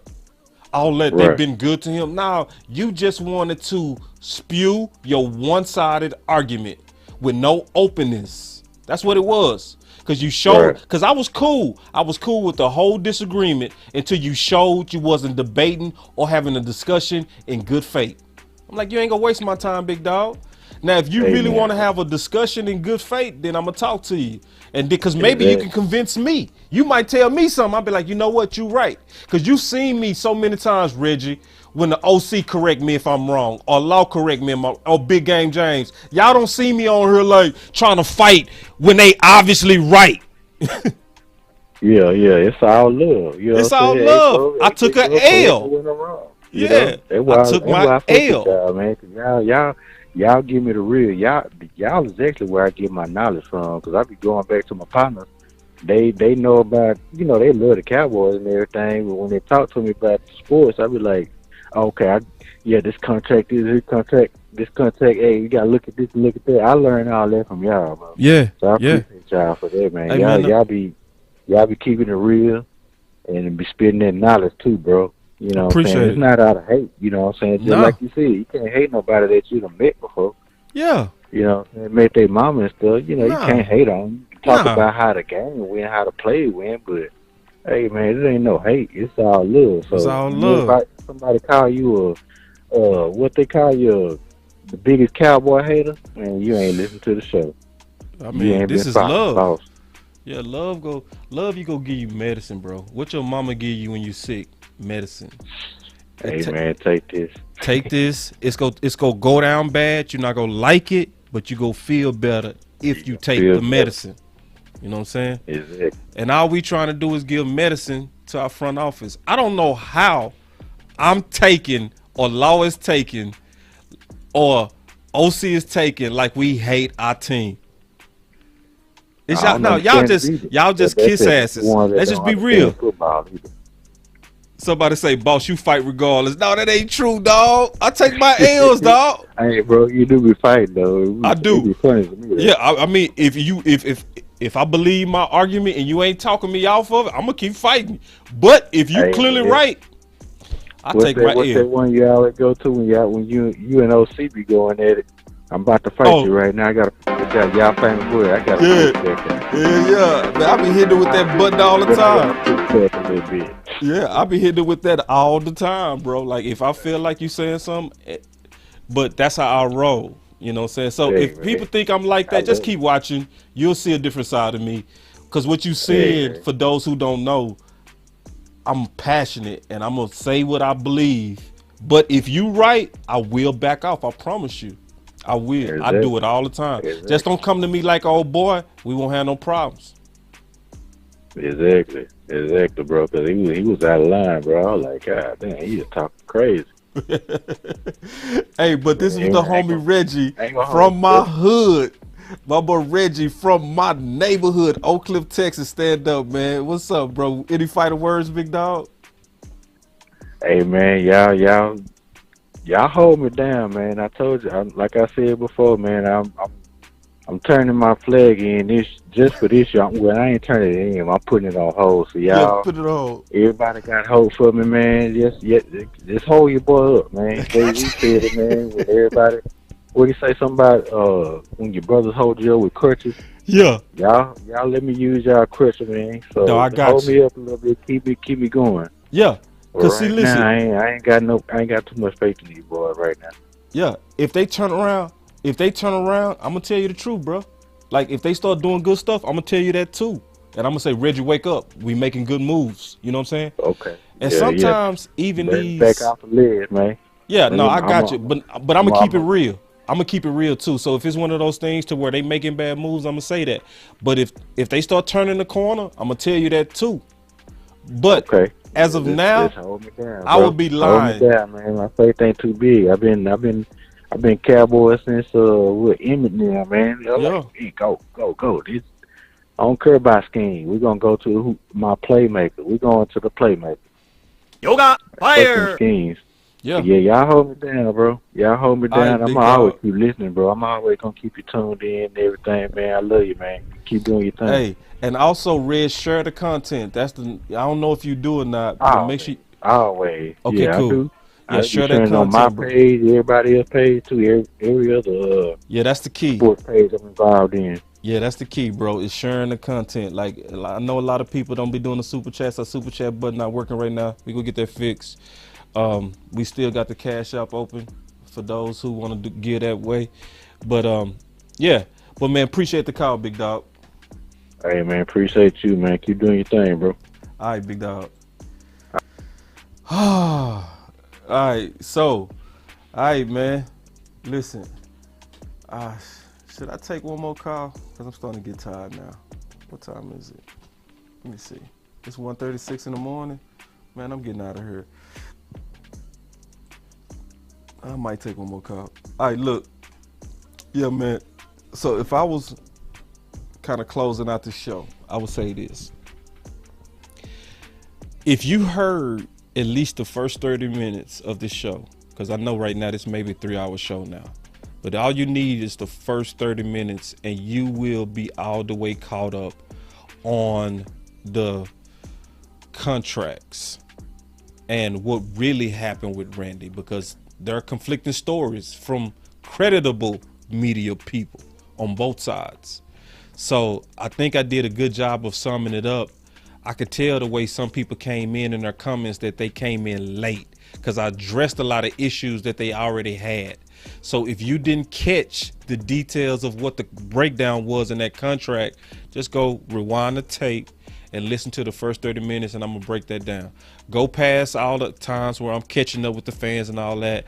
Once I get into that content, I go. So, and it's worth it because you don't want to be that fan that was like the guy that called in. Even though I respect his differences, you don't want to be that person, to be honest, to where front office is feeding you that narrative just like they was feeding their story to their journalists. Like, to me, that's less than a man, that's less than a woman. If that's all you good for, is repeating a narrative that's fed to you. So when you on this show and you dealing with me and you dealing with the content that's over here, you dealing with some people that's gonna really do their best to give you the truth and not propaganda, not one-sided stories, the truth. That's what we really aim to give you so that we can really put our energy on how to really fix this team. Because if we let people give the Joneses cover, why would they change? Why would they change? Why would they change? Why change if I can do what I want? You get you a girl, I come in what I want to, I clean up what I want to, I ain't gotta work because she work. I do what I want to. Why would I change? But if that woman put her foot down, you go change if you love her.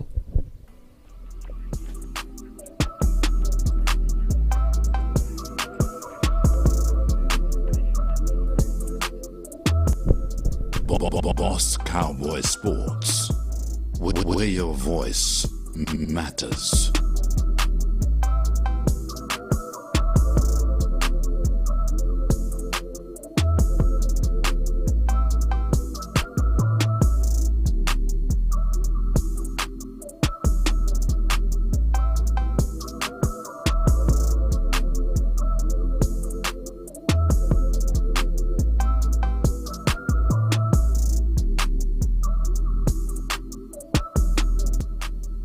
Boss Cowboy Sports.